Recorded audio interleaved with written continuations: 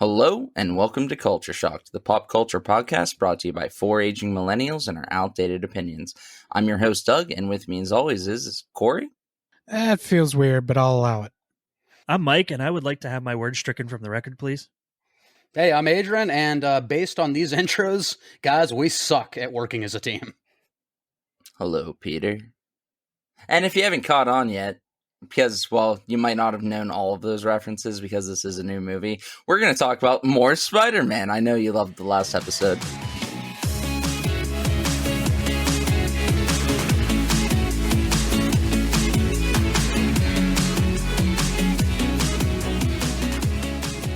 And I'm sober.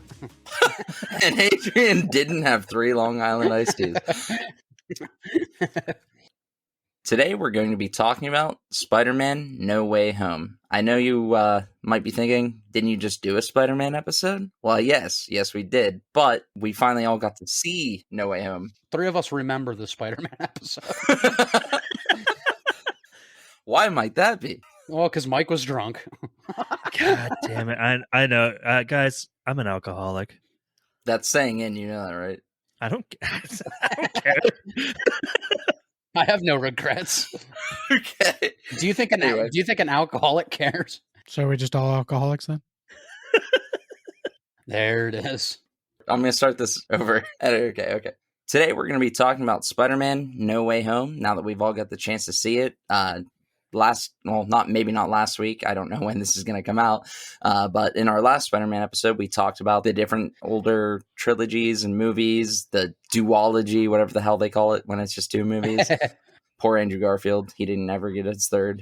He deserves it, damn it. It is coming. He might get one, though. After No Way Home, he definitely deserves it. Yeah. But bringing it back to No Way Home, we've all got the chance to see it. We're going to discuss the theories we had, if we were right or wrong, what we thought, and maybe our thoughts going forward. I'm going to start off with Corey. No Way Home. What'd you think?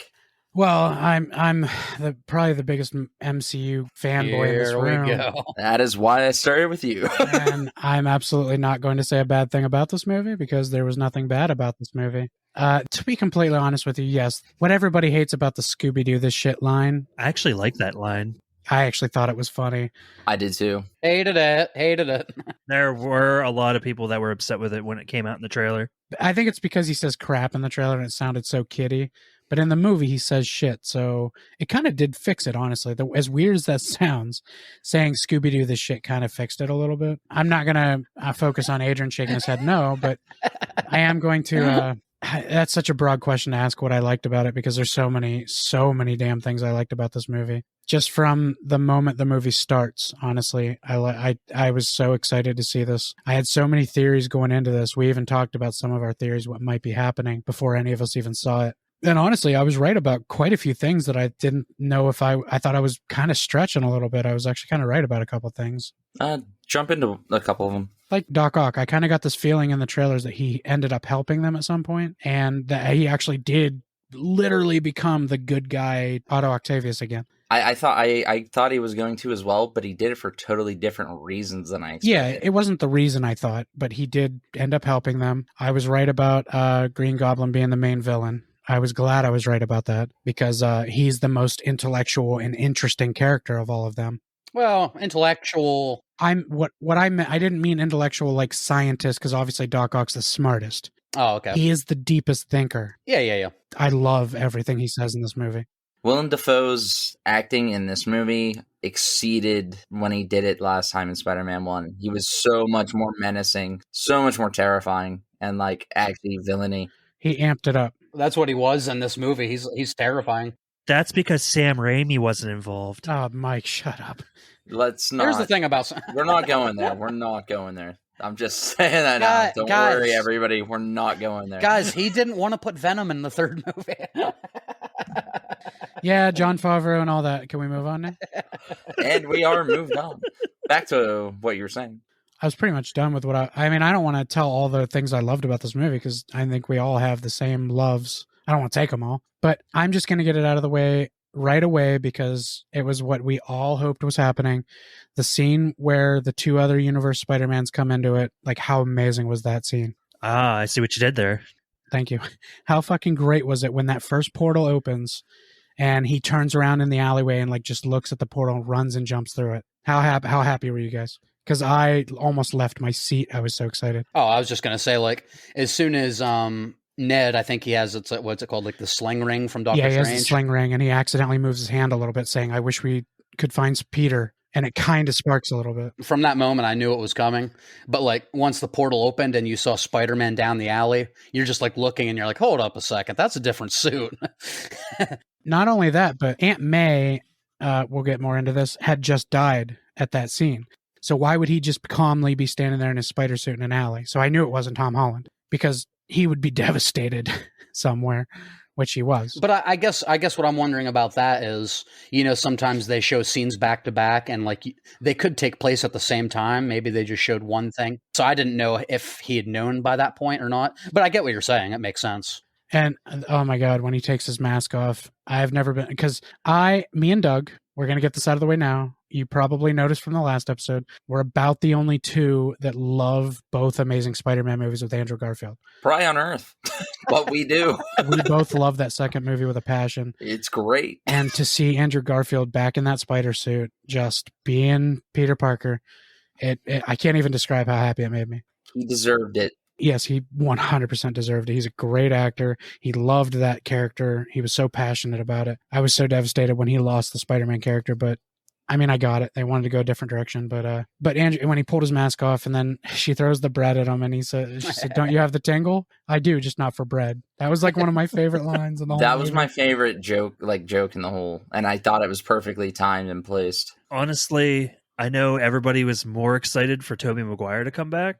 I think Andrew Not Garfield- everybody. I would kill that word, everybody. No, the majority of people were more excited for Tobey Maguire, and Andrew Garfield was way better than Tobey Maguire was in this movie. I hate to say it, but he might have been the best actor in this movie. Not that I'm hating on Tobey Maguire, like he was great in the movie too. But I mean, there's that other line that when Andrew Garfield's talking to Tobey Maguire, he's like, "Do you have a suit, or are you going to go in the battle dressed like a youth pastor?" I fucking love that. Dressed as a cool youth pastor, yeah. And then he just kind of does this in his suits there. I was very excited. Yeah, I feel like that's the sign of their ages and how long they've lived in these universes. Like Andrew Garfield's Spider-Man career was cut short. I feel like he was so stoked to be in that suit the entire time. And Tobey Maguire's like, "I'll come back, but I'm not wearing the suit the entire fucking time." I think that's actually exactly what it was. I think Andrew Garfield never wanted to take it off, so they just let him wear it. Yeah. Or they just were doing it for that joke. Because honestly, throughout that entire time with him just dressed normal, all I could think of myself was he's going to fucking fight without his suit on. That would have been a CGI disaster. That's why they didn't. They made you think that that's what was going to happen.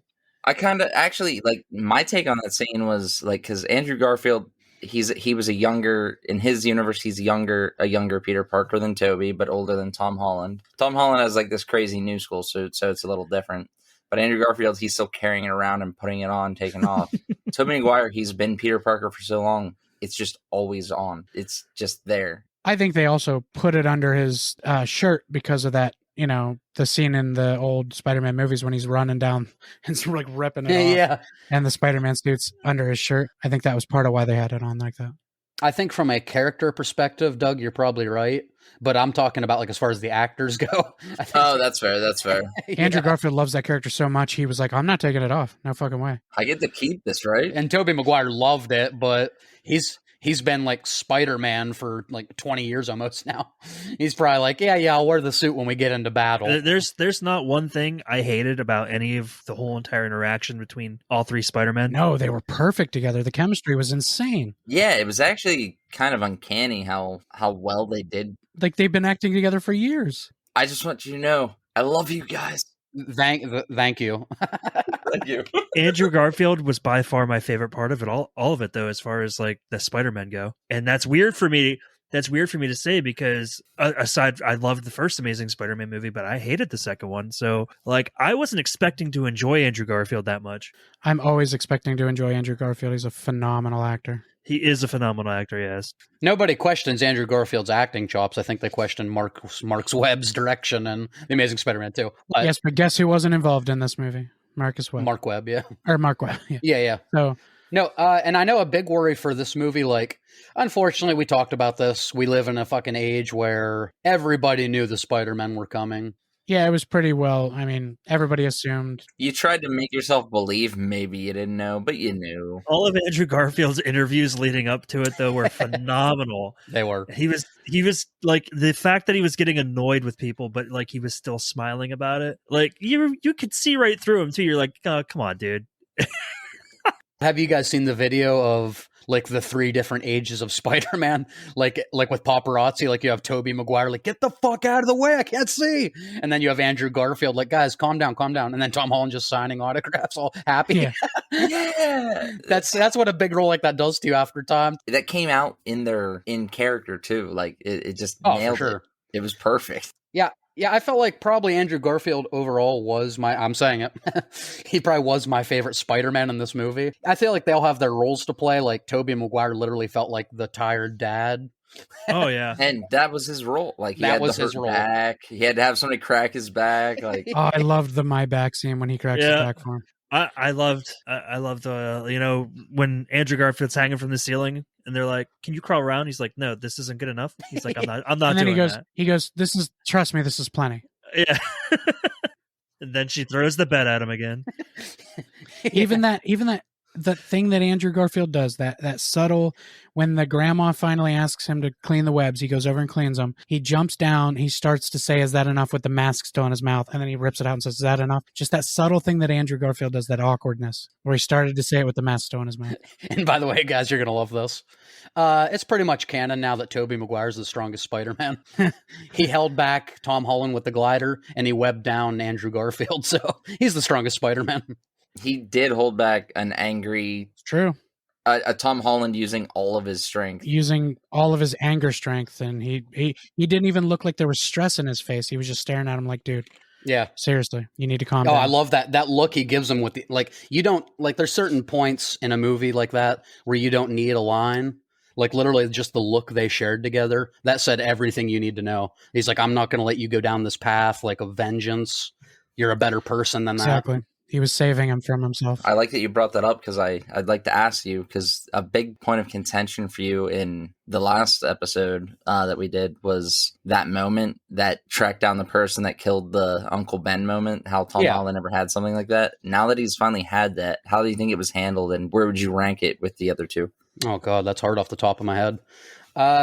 Honestly, Tom Holland, like, Andrew Garfield was my favorite as far as, I mean, he had obviously the emotional moment we'll talk about. He was hilarious, but Tom Holland fucking really blew me away with his acting performance overall. Amazing in this movie. Yeah, I feel like he could win a fucking Oscar. Like, he was that good. I loved his development. To me, the first 2 movies, they're on record. I don't have huge issues with them. I like them a lot more than The Amazing Spider-Man, but I feel like he's like Spider-Boy or Iron Man Jr. I feel like he truly became Spider-Man in this movie. This one certainly did make him, like, I loved the first 2 and I never really thought of him as like Spider-Boy or Iron Man Jr. This third movie, seeing him grow and become Spider-Man, really did kind of make me look at the first 2 and go, okay, yeah, he did have growing to do. And that third one really gave him the development he needed. Absolutely. And I loved, like, we had never seen, he was just this teenage boy, you know, he went on a school trip. He went to homecoming. They took a trip across the fucking ocean.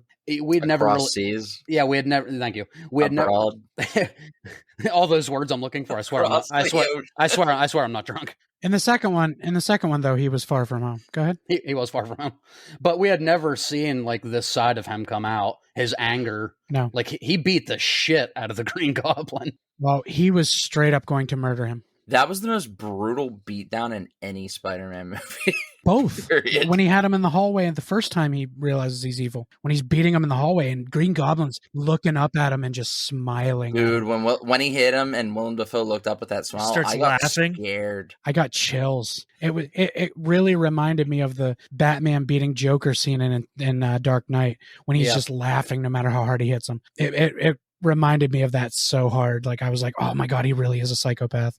Yeah, and then he just threw him through like six Yes. floors. He just beat the shit out of Tom. The super soldier serum, man. I was gonna say that goes both ways. Yeah, Green Goblin beat the fuck out of him too at Happy's apartment. Yeah, like that was a brutal ass whooping that he gave to Yeah. him. Yes, it was. Which actually, this is just a little quick one, but first fun fact. Adrian's fun facts. Fun face. Tom Holland and Willem Dafoe, which I guess this is a two-part fun fact. I think you guys probably already know this, but Willem Dafoe, when he was signing on, said the only way he's doing it, first of all, if it's not just a cameo, he wanted to be heavily involved in the story. And secondly, he said he's only doing it if he can do his own stunts. It's insane. Really? At 66 years old, he said, I'm doing my stunts. He did those stunts? Yes, he did. That's nuts. Yeah, but Willem Dafoe and Tom Holland literally collapsed after a fighting scene. Damn. Yeah, they gave so much that they fucking collapsed. That's awesome. It came through too. Like you could tell how just fucking incredible. They were really roughing each other up. Tom Holland said he had like a bloody hand, like his knuckles were bruised from actually hitting him. That's crazy. Yeah, they went at it. A lot of people don't know that Willem Dafoe is a huge like theater actor. Like naturally he loves doing his own stuff. Like he doesn't want somebody filling in for him. He said it literally steals away from like you don't earn your character if you don't do your own stunts and shit. Like I didn't realize he did that. And from an acting perspective, it keeps you young. If you start hiring a stuntman for all the hard stuff, your body's gonna start getting older. Yeah. You're gonna start being able to do less. I think Willem Dafoe's just kind of trying to keep himself going. Well, they tried to replace him with a stuntman, and he said, "Out am I?" Nice. No, nice. but to get back to the crux of the matter, to answer your question, this was probably my favorite way they handled it, honestly. Andrew Garfield is still my least favorite because to me that Uncle Ben's death scene was just really weak. It didn't make a lot of sense why Ben would lunge at that gun. It didn't feel that earned to me. And I don't like his portrayal because he's like a fucking psychopath. But I guess Tom Holland is as well in this. But it's a little more build-up. We had 3 movies with him and Aunt May together. And he doesn't have an Uncle Ben. So like literally that's all he had. Yeah. So this was my favorite way they handled it. This one trumps the Sam Raimi approach. Okay. The Aunt May death, when you think she's just kind of gonna go with him, like, oh, they got beat up, ha ha ha, she got hit pretty hard, damn, how is she standing? And then when she collapses and he checks his hand and there's blood on it, holy shit. Do you think it was more impactful because she said the line after she already was basically dead instead of before like the issue occurred? Because she actually made the choice that led to her death instead of Peter, but still believed that should be the right thing. Yeah, I love that she stayed there for her nephew when he was getting his ass beat. She almost said it to let him know why she sacrificed herself. Yeah. This is why. I have great responsibility to take care of you. I have the power to try and stop him from killing you, so I did it. And I think she's letting him know, like, listen, I'm about to die. Don't do what you almost did, which is murder this man in cold blood. Which is totally understandable why he got that angry. Having seen the movie twice now, like that first time seeing that scene with her, when she got back up and everything seemed like it was fine, I was about to fucking flip because I was like, don't you dare Disney Marvel this shit. Oh, if she was just fine? And make her okay. There's no way she got hit by that thing that hard and she doesn't die. Hard. Like, I didn't think she was even getting back up at all. And anybody knows the Green Goblin, they know that he's got them fucking blades on the end of that. So when she then fell, and she's like, I'm just tired. I was like, okay, I see. They almost had us in the first half. She died. He got shot by the cops. Yeah. He had it rough. You know, what's funny is in all the trailers, like they had all the police like pointing their laser pointer. I'm not good at the words tonight. They're pointing. They're pointing all like their dot their sights laser sights. Yeah, at Happy in the car, and like in the trailer, they have it set up like you're worried for Happy, but in reality, it was Happy at the scene like after May had died. That was a nice little twist there. You know, we don't even ever find out how Happy got out of custody. I mean, he didn't do anything. He didn't do anything. All right. Matt Murdock. Yeah. Can we talk about that for a minute? Yes. He's a really good lawyer. He is a great lawyer. How did you do that? Doug, don't push it. He's not a great lawyer. He says he's a really good lawyer. He's a pretty okay lawyer. But when they, to be fair, he has his own law firm and it's not very big, so he's probably not a great lawyer. But I guess he's kind of a shitty lawyer now that you point it out. Do you think it was weird for Happy Hogan to be in that room with Matt Murdock, considering he was he was the law partner in the original Ben Affleck Daredevil movie? Oh, yeah. I was gonna mention that. Like, why do I have a feeling Jon Favreau was Wow. around a Daredevil property yeah. before? I 'Cause he was. didn't even connect that. That's Yeah. I didn't even know that. Isn't that the one where Daredevil fights Elektra in a kid's playground? Yep, and nobody knows it's him somehow. Fucking ridiculous. With Evanescence or something playing in the background. so that's when they fell in love or something. I don't know. Ben Affleck has been in so many superhero movies that never pan out. I know, poor Ben Affleck. But we've filled our quota of the old Daredevil movie. And we're never doing an episode on that. So And let's never talk about the Elektra movie. let's go back to a good Daredevil, Charlie Cox, when Peter Parker is freaking out about how much trouble he's going to get in, and you just see the hand and the cane come down on the ground. Oh my God, I lost my shit. I wasn't prepared for that at all. There was so many rumors that he was going to be in this movie, and there was the one trailer when he's in that custody room and they're interrogating him. There was a character with his arms down. You couldn't see his face. I thought maybe that was him, but then somebody did a zoom out on that. They computer enhanced it and zoomed out, and you could kind of see the bottom of the guy's face. It wasn't him, and I was like, shit, maybe he's not in this movie. Maybe he actually is just in talks to be in something later. And then when that cane hit the ground and then he sits down, I was like, yes, it's him. It's him. He's here. When he catches that rock and freaking Peter's just like, so how excited. did you do that? And he catches it, and Peter's hand's right behind it, like he was about to. It was like they both have that instinct. He has the tingle too. He has the tingle. the Charlie, Please don't call it that. the Matt. Is it weird that so speaking of, every single one of them in this movie called it the tingle thing. Not one of them said it was spider sense. Oh, that's true. Yeah. I think it's a little too on the nose to call it the spider sense, considering that's, everybody knows that's what it's called in the comics. They try to veer away from words like that are too cartoony. They found a clever way to have the Spider-Man song in the Sam Raimi movie. Like that Chinese lady singing it. That was Of funny. course. Yeah. To throw in the word spider sense and stuff is just a little, I don't know. It's a little too on the nose. I'd be okay with it. Oh, I yeah. would be too. I feel like calling it the tingle thingy is really kind of annoying to me. Yeah, That was the comedy, is Aunt May calling it his tingle and he was uncomfortable by it. Yeah, it's funny. It was funny in Far From Home. Yeah. It is no longer funny in the third movie. If your friends find out your aunt calls it your tingle, do you think they're ever calling it something else? No. I mean, you do got me there. I have friends who are dickheads, and they're all listening to this right now, and you're dickheads. But if they found out I had a spider sense and that my aunt called it my tingle, they'd never let me live that down. Oh, is it your Peter tingle? Please don't call it that. One of my favorite parts of this movie was when they were comparing the web shooters, then Oh my discussing God, it, yes. and they found out that Tobey Maguire made it in his body, and they were like, They were all grossed out. I don't really want to talk about, is it like personal, but how does it work? And Andrew Garfield just, the way he's like staring at him. The clever way he stared at his wrist, even when they're Yeah. on to the next subject, he's walking around the table still looking at his wrist, and he just kind of looks up and joins their conversation. Like he's still freaked out by it. I love later on when they're at the Statue of Liberty and Tom Holland's like, does it come out of anywhere else? Yeah.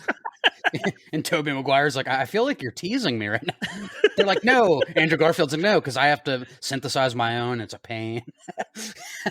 I do love that they finally got to ask him, like, wait, you make it like comes out of you? Because like that was always the thing I always wondered, like if the other Spider-Man ever met Tobey Maguire, would they be jealous that he has it all the time? Oh yeah. Or would they be grossed out? And now I know the answer. they're freaked out by it. They're even so grossed out that I'm 100% it was both. sure. They were both. Right, but I'm 100% sure that it's Tobey Maguire's web that hits Andrew Garfield in the face. He's like, ooh, gross, when he hits it when he wipes it off his face. For sure.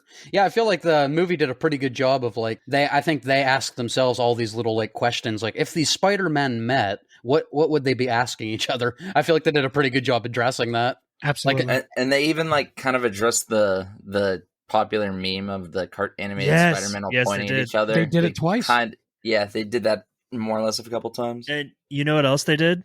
They actually they alluded to one of Corey's theories about these movies, which we unfortunately won't get, is Ned becoming a villain.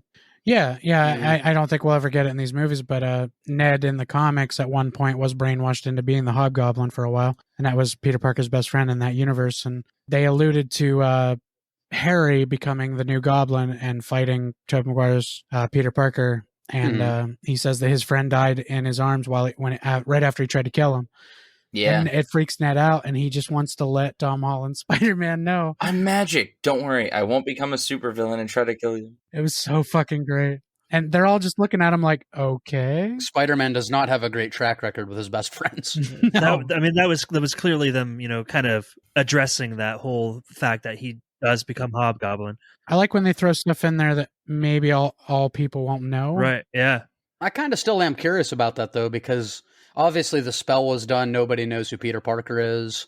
But Ned's not going to forget that he opened a portal. So no, and Doctor Strange isn't going to forget that he knew that Ned opened a portal. Yeah. So I mean, I don't know if the actors, that would suck if he doesn't come back.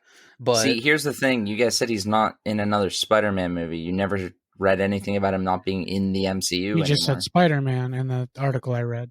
Oh, they need to get that man a sling ring. He needs to be a sorcerer because that was kind of cool for me. I really enjoyed that Ned had that magic in him because at the beginning of the movie, when he's in the Sanctum Sanctorum, he says, my grandma always said that we had magic powers in our family, and sometimes my hands get tingly. And Doctor Strange just says, you need to see your physician. But that's kind of dies there. It kind of ends there, and they never really say anything else. Did you just open a portal? Yeah, I love that. And he stares at him. Yeah, and then he goes, he moves on. Like you can tell he put that in the back of his mind. Yeah, exactly. You can tell he put a pin in it, and he's like, we'll come back to that. Oh, for sure. And speaking of putting a pin in that, and we'll come back to it, I think we should save our future Marvel MCU theories for the end. Put a pin in that. That's what we were doing, I think. Nice segue. Well, not really. Well, I mean, it is, but it was like an anti segue. An anti segue. I like it.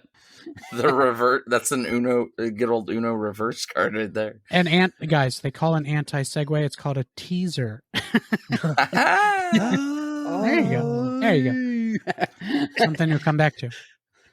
But I want to please address. Well, first of all, I was going to say when Ned falls off the statue, the cape catches him and slowly brings him down. The cape being on him kind of made me feel like maybe they will go that route if he's in more movies. And since we're talking about that, though, I want to address maybe my favorite part of this whole movie when MJ falls. Yes. Oh, absolutely. Now, I was so happy. I knew Tom Holland wasn't going to catch her. In the trailer, it was made to look like he was about to grab her hand. I knew that was bullshit. I really was hoping it was Andrew Garfield. I think I may have even mentioned this, and we cut it out because we were all talking over each other in that last episode. But there was a point where it's been my theory since I figured the Spider-Man are probably in that movie that Andrew Garfield would redeem himself. And holy shit, was it beautiful. When she started to fall, I literally jumped back in my chair and gasped out loud. I was like, no, they killed Aunt May and they might fucking kill her too. No. When you see Goblin swipe away Tom Holland. And when she first starts to fall, my mind instantly went to the Gwen Stacy thing. It was an instant. There wasn't even a second that I didn't think was going on. It was funny because when I was in theaters, I gasped too. And out loud after I went, Andrew Garfield. It was the first thing I said. I was thinking that too. And then as soon as they show him, I was yes. I have an alternate storyline though, since we're talking about, different universes. What if Andrew Garfield failed again? And then he became emo Peter. As long as he does the dance, I'll watch the movie. Bully Maguire 2, The Return of Bully. That's right. Bully Bugaloo. Corey, I agree. I love that scene, especially when he catches her and they're at the bottom and he's like, are you okay? And she's all like, yeah, are you okay? Because you can see he's tearing up. He starts bawling and she goes, are you okay? Holy shit, dude, are you all right? What an actor. The way he just kind of shakes his head with tears in his eyes, yes. It killed me. It got me. And it was probably my favorite shot scene in the whole movie. Right next to, I'm going to say this real quick and then you can go. Right next to my second favorite shot in the whole movie, which was all three of them finally plan out what they're going to do, how they're going to attack these people. And then they all put their masks on and all jump off the statue together. Woohoo! Oh my God. Seeing all three Spider-Men run and jump and swing was perfect. Yeah. That was awesome. Actually, I'm glad you brought that up because I wanted to ask Adrian another question because I remember him saying specifically what he wanted to see in this movie was when they first got together, seeing them try their different ways, but screwing up until they finally learned to work together. Yeah. Do you think that they accomplished that in the end fight scene? Not maybe to what you were hoping for, but because they fucked up and then they were awesome. Yeah, I love everything about the second half of the movie. That didn't hit every note for me. I would have liked to see, like, more than anything, I would have liked to see a little more conflict between the three of them. I would have liked to see maybe 3 different approaches to the problem.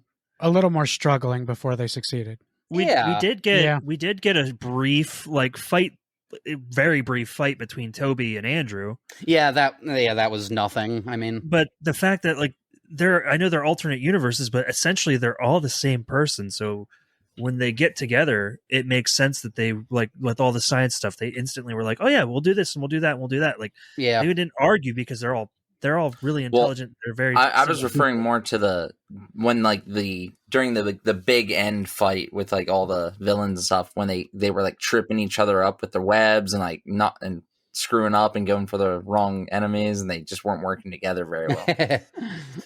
I do appreciate what they put in there. I just, like Corey said, I wish it would have been expounded on maybe even a little bit more. Okay. Or But- each one of them having to tell the other Spider-Man a little something about the villain they faced and how to face him.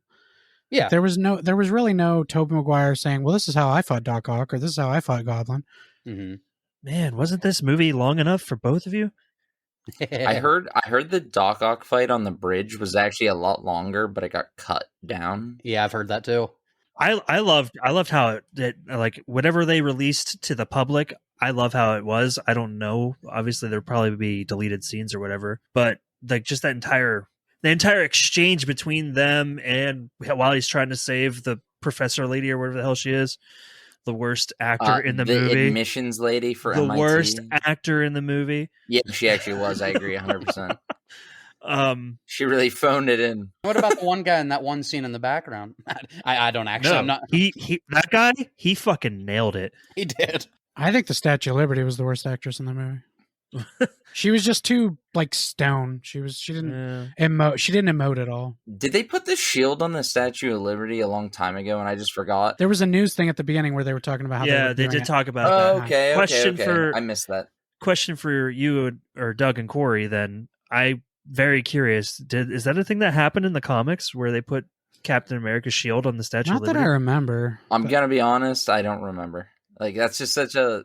I mean, I think it's really cool, personally. Honestly, I think it would be a great idea. Yeah, like if they didn't fucking pencil If that he was shit real, in. if he was real, I don't think they should do it because of Marvel fans. I think if he was real, yes, they should do it.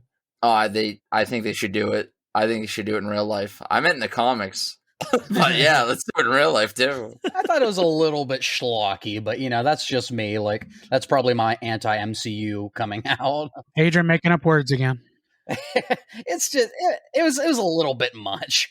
I didn't really have like a negative feeling towards it. It seemed, I don't know. It just seemed weird to me. Like, Man, I fucking didn't loved expect it. it. That's why Me I too. asked. That's why I asked if it was in the comics anywhere, because I first saw that and I'm like, is Well, that? in the comics, fucking Captain America died and got replaced, and like he was a robot at one, like all kinds of things. So it's hard to say. Like He when- actually was a Hydra agent. at one point, yeah, actually, That was just recently. yeah, that was Yeah. just recently. Yeah, I knew that one. But yeah, so I Well, just. yeah, guys, Endgame. No, I'm joking. I know. You just. I know, Alright, I get Adrian. that. You want this standalone universe. You kind of miss that, and you wish it was there. But I love the inclusivity of like the other. Oh, and guess what? It's coming. Oh, it's coming. I am so excited. I'm on the fence about that. Like, I love this huge universe that they've built, and that like every movie pretty much ties in with each other. But on the same hand, I also see where Adrian's coming from. Like, why? Like, he misses the movies where that's all it is it's about this character, their story, their villain. And maybe one person knows who he is. Yeah, you don't need all this extra crap from all these other movies to But I'm understand so it. glad we get it. Now, that's Me why too. I see both sides of the coin. That's what Yeah, I was yeah, just saying, Absolutely. I wasn't like trying to give him shit for it or anything. I was just pointing that out. As the biggest apologist to Marvel and probably the biggest biased fan who won't say a whole lot of bad things about it, I do love the direction they're going with Spider-Man. I don't like that everybody's going to forget who he is. I don't like that. But I am willing to accept it as a huge fan of Spider-Man. If they make 3 more like they're talking about, I'll love all 3 of them. I'm going to enjoy them. There's no way I'm against them. I love Tom Holland. I love his Spider-Man. They haven't failed me yet. My favorite scene from the entire movie was when he walked into his new apartment and it showed the apartment and then it showed the fucking sewing kit with his suit on it. Absolutely. That right there. That was great. I literally shed a tear. It was like so fucking and I knew Adrian would probably like fucking fanboy so hard over that scene. Yes, because he had to make his own suit. Yeah, he finally made his own suit. It was only missing one thing. Rent. I actually kind of looked for him in the background. I was looking for it too. But it was just such a beautiful scene, and then him like in a regular ass suit running across the rooftops because he didn't know what else to do but be Spider-Man anymore. He's starting over. It's so reminiscent of the fucking just the older, like just Spider-Man alone swinging in New York. I mean, he's fine. He just got out of high school. He was finally old enough. And Corey, I just want to say, I like the idea that it added even more weight to this movie that nobody knows who Peter Parker is now. I really like that. And to me, it's kind of ingenious. It's kind of like his origin story 3 movies in. That's what exactly. That's what I was trying to get at. I've never quite seen anything like that. Like, so that's pretty clever. Yeah, it like built up. I was going to say, Adrian, like that final scene, you did a really good job at like explaining in your YouTube channel, like the symbology of that. Oh, you mean Baker Reviews? The symbol. Yeah, Baker. Yeah, the symbology, the symbolism, the symbology. You got a new Discord name, Mike. That was actually stolen from Boondock Saints. You got a new Discord name, Mike. But did you guys notice the small detail of his GED test prep book in the box? I did. Yes. Oh yeah. Because clearly he didn't graduate because nobody knows who the hell he is. He has to start everything over. So here's my question: nobody knows who Peter Parker is. How the fuck is this kid getting an apartment in Manhattan exactly with no work history? Hold on. His documents. No, he doesn't have a birth certificate or a social security card. He's erased, essentially. I thought you said he's a racist. I don't think so. Hold on. He still knows who he is, so those documents would still exist. Like, he was still born. Are you saying that a magic spell that almost cracked the space-time continuum couldn't possibly undo that? A birth certificate?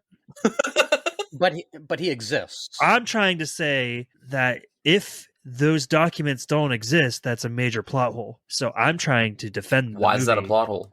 Because he cannot get an apartment that way. He would not be able to do all that. He would not be able to take the GED test. Yeah, it's literally impossible. Except he lives in a world with all kinds of superheroes and shit, and you think this kid can't get fake identification? I'm just saying, I think you're overthinking that. If he can get fake identification, then why would he have to make his own suit still? I'm not seeing the correlation here. I'll agree with Mike on one part of this is he doesn't have any hookups now because nobody knows who he is, so where is he going to get fake shit? I'm just saying, I don't think the paperwork to get an apartment really matters, is my whole point. We're focusing on paperwork way too much. Yeah, that's what I mean. Adrian pointed out a plot hole and I was trying to defend it, and you guys are shooting it down. So I don't think it's a plot hole. In your guys' minds, it is 100% a plot hole. I know, I think it is. It's not anything I'm hung up on because I don't think the movie. Now I kind of am, now that you brought it up. Might be the dumbest detail I've ever heard complain about in a movie in my life. Yes, it's up there. No, but it's valid. Do you realize how many people go through stuff like that and pick out plot holes like that? And that would definitely be one of them. Well, you can find plot holes in anything if you're gonna exactly. dig deep. Adrian's a dig deep to hate things kind of person. I hate things. I hate things. Adrian drinks and he hates things. That's what he does. That's what I do. Yeah, no, but what the fuck were we saying? Yeah, just how do you get that fucking apartment? No. I didn't even hear what Adrian just said. I said, how do you get that apartment? That apartment. Yeah. Bring me pictures of Spider-Man. Oh wait. What if the beginning of the next movie is just like him getting a fake ID? Then you guys were right and I was wrong. But I'll hold my breath till that happens. I will. How do you like the fact that it's just Peter Parker that everybody forgot about and not Spider-Man? Yes, I think having to restart completely as Spider-Man is also difficult. I think J. Jonah Jameson still knowing Spider-Man and calling him a menace was a good thing. I don't think that all should have been erased. I do think there was one plot hole by that. it takes away from the Vulture's hiding his identity. Like, totally, it makes that end scene almost meaningless. Well, there's that, and also because the way Happy says he knows how he knew Aunt May is through Spider-Man. That means he still has his memories with Spider-Man, but doesn't know who Peter is. So therefore, wouldn't MJ and Ned also know who Spider-Man is? Yeah, like wouldn't they have the memories of being They will around know Spider-Man? who he is, but they'll know they were around Spider-Man. He kind of was a major part of, like, Spider-Man was a major part of their lives.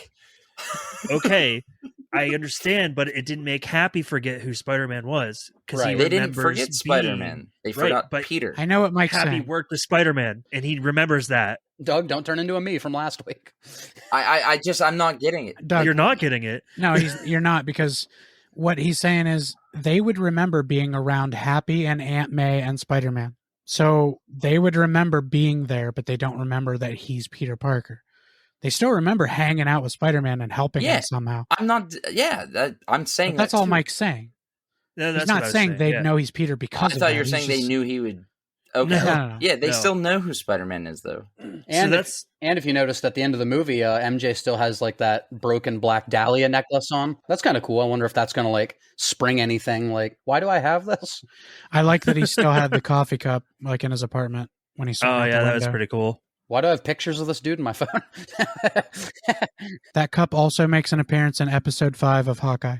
That same cup? Oh really? That coffee cup is in the on the dashboard of the Tracksuit Mafia van in God damn it. the 5th episode of Hawkeye. I need to watch that. It's funny that out of all of the Marvel TV shows that were released on Disney Plus, that's the one that did like the least, like had the least traction, and that's the one I was most looking forward to. Yeah.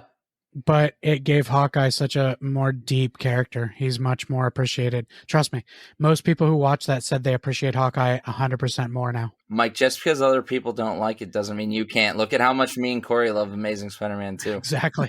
That's true. It's time for Corey's made up percentage of the day.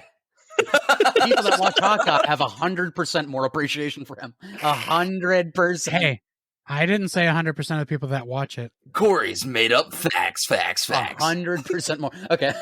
I don't want to get fixed on that. But all right. Since we're going down this road a little bit, and Mike said I don't think we were recording, but he said it's a good thing. We have a mixed crowd here, let's just say. I still gave this movie a 9 out of 10. I fucking love it, but it's not perfect. So another plot hole, I think everyone's talked about this one. How does Electro get to this world if you have to know Peter Parker's identity? To be completely honest with Whoa, you, where'd that come from? We're talking about plot holes. Yeah, we're just talking about a plot hole. But where Electra? Electro, Oh, Electro doesn't not know Electra. that. okay. I was so confused. I was like, "What the fuck?" We are you not talking about Ben about? Affleck's Daredevil anymore. Well, Daredevil's here. Electro Why not in the Electro? Amazing Spider-Man movies doesn't know that Spider-Man is Peter Parker. We don't know how long it's been since Electro. He never died in that movie. He 100% says in the movie when he comes, he's in the thing, and Spider-Man's he's about to fuck Spider-Man up, and then he's like, "Oh man, I think I died." No, he said he was about to become pure energy, and then He 100% says, "Oh shit, I think I was about to die." Yeah, he says that when he's like transported to this world. He's Oh, about shit. to- When He said, I think I was about to die. That 100% confirms he knows he died. Come on, guys. every single person, although Sandman doesn't make sense that he's there because he doesn't die. Every single person that's in there, they're talking about, they showed up right before Spider-Man kills them. Yeah, that's what the whole thing is. Lizard never died. yeah, He went to a prison cell at the end of the movie. You guys are thinking about this too deep. They did not all die. that was like a line from a trailer. When Doctor Strange No, that says was they in the all movie. died in their universes, you don't know how many years later it's been. Andrew Garfield's Spider-Man could have been pulled to this universe 20 years after those Okay. movies And existed. he even said after Gwen, he got more brutal, stopped pulling his punches. It's likely he started killing his villains. He's after talking that. about that scene at the end of the Amazing Spider-Man 2, though, Electro when he's talking dies. about becoming pure energy. So it's clearly Electro didn't pulled die. out of that scene. He's blown to smithereens. No, he did not. They make it very clear he's pulled out of that scene. But even if that's the case, Electro has access to every single file he's ever gone through. And he went through the He entered entire the fucking Oscorp grid. system. He went through the grid. He knew everything anybody had ever typed anywhere. He's basically Ultron in the way that he can get at information. He can't use it quite the way Ultron does, but If he knew Peter Parker was Spider-Man, like, it was never acknowledged in that fight. Like, they clearly made a point for Harry Osborn to piece together but that. why would that? It wouldn't matter to Electro. He didn't know Peter Parker, so why would he ever bring it up? He did know Peter Parker, though. They actually make that connection, too. He sort of knew. He's just the guy that was nice to him. Yeah. But that was Spider-Man, not Peter Parker. Andrew Garfield, as Peter Parker with the mask off, says, "Hey, it's nice to see you. You look better, blah, blah, blah." Yeah, but they weren't like friends. It was just in a guy that he saw at work. I've had people say hi to me and you look good. I don't remember their names. All right. No, I think that's literally like one of the biggest plot holes people talk about. Like Sandman didn't die. Lizard didn't die. One of the things that Adrian, you're talking about that being a plot hole, and there have been people who have come to the defense of a lot of those. The other one is Venom. Why? How did Venom know? Because I have 100% the explanation for that. I do know why that's not a plot hole. Yeah, I didn't know, but it made sense after I heard the explanation. Yeah, no, that one's not a plot hole. What is annoying to me is that Sony and Marvel made this end credit scene at the end of Venom: Let There Be Carnage, as if Venom was going to be a huge part of No Way Home, and he's literally in a very tiny end credit scene that all you get is a little bit of the symbiote left over. Yeah, what sucks about that is Whoop-de-fucking-do. What sucks about that is, well, as you know, I'm not a big Let There Be Carnage fan. So, like, that movie felt like it was waiting to get more to that post-credit scene than they worried about the actual movie. And then, like, it doesn't have a payoff. I was so excited at the end of Let There Be Carnage. I'm like, here we fucking go. He heard Peter Parker. The symbiote's licking the fucking TV screen. I'm not saying Venom had to be in this No Way Home, but he's just, like, written off. It would have been weird if Venom was like a major character. Oh, yeah, no, I agree with this movie. The movie definitely didn't hurt not having him in it. That was one of my biggest disappointments when I first watched the movie, was I had expected him to be a major part of the film, considering that end credit scene. To me, that's a waste of an end credit scene to have that in there then. Yeah, that wasn't a Marvel end credit scene. That was a Sony end credit scene. Yeah. Yeah, but Marvel and Sony had to agree upon that for a reason, because obviously it didn't hurt Marvel any to let Sony have a bad end credit scene. Of course it didn't, but I'm just saying it's such a waste. How do you, like, there's a lot of buildup for this movie that when I first watched it left me disappointed. Not me. I agree with the Let There Be Carnage scene. That's fucking sucked. That had me so excited. I didn't like. I thought it was cool, but I didn't expect too much. I didn't put too much stock that Sony was gonna and Marvel were gonna open the door that much. I expected a lot more than like a 2-minute scene, or what probably wasn't even 2 minutes. I don't even want Tom Hardy's Venom in this universe, because he's not Venom. He's not the enemy of Spider-Man. He'd end up being like secret agent Venom, and I don't want that in this MCU personally. No, me neither. At the end of the second Venom movie, I mean, Eddie Brock does agree to let Venom start eating people. Venom is an anti-hero. He kills people. But he's not a villain. You can eat all of them, not the guy in the white. He learns to balance the good and evil who he's eating is the whole deal. That was my biggest issue, I think, that was one of my big letdowns. I understand that MJ and Peter in these films, they're in high school. So their little romance scenes in the beginning of the movie were kind of cringy to me. And I was so thankful when Ned showed up on that rooftop, because I was like, this is dreadful. Yeah, I don't know what you're talking about there. I thought that was fine. I'm so lost right now. You don't remember when they're sitting there, they're laying on the roof and they're staring at each other in a super high schooly way, which of course makes sense. High school. That's why I said I get that they're in high school, so I get it, but it doesn't make it less cringy. How was that cringy? You mean like when they're on the roof and she's like, "Yes, Mr. Spider-Man," like when he's like that part? Well, that was kind of funny. Oh no, but you mean like that? I mean sequence? when they turn towards each other and they're about to kiss, and then Ned shows up and ruins it, which I love. Ned does the total cock block thing, or yeah. Wow, Mike, you hate love so fucking much. I thought that was fine. I'm just gonna say it. That was a cute scene. I don't hate love. I hate when it's done terribly. Dude, that scene is revered. I've read things that they loved that moment. You're alone. Revered feels a little strong for just a typical. There was that terrible video scene. conference thing that they had. It's a strong word. Which, of course, became good when Happy, made his little funny comment. I thought it was way more fucking awkward that Happy was so infatuated with Aunt May in that movie, honestly. I don't know why you're so weird about MJ and Peter. That was also really weird. Mike, just saying real quick, I know how you guys must have felt when I was talking about Raimi's Spider-Man, because holy fuck. They're jumping down your throat anytime you say anything remotely negative. It's fine. I knew that I was going to get if hate you for get this. something right that was negative, I'll agree with you. Yeah, I just disagree. An opinion is an opinion. It's none of them are right or wrong. Remember when Spider-Man pulls off his mask and Electro's like, "Damn, I thought you'd be black." He doesn't know who Peter Parker is. Yeah, that way. If you guys would have let me talk 10 minutes ago, I was going to say that. I was actually admitting that I was wrong because he does think that he was black when he pulls off his mask. So obviously you never knew it was Peter. Yeah. So I am waiting for an explanation for that.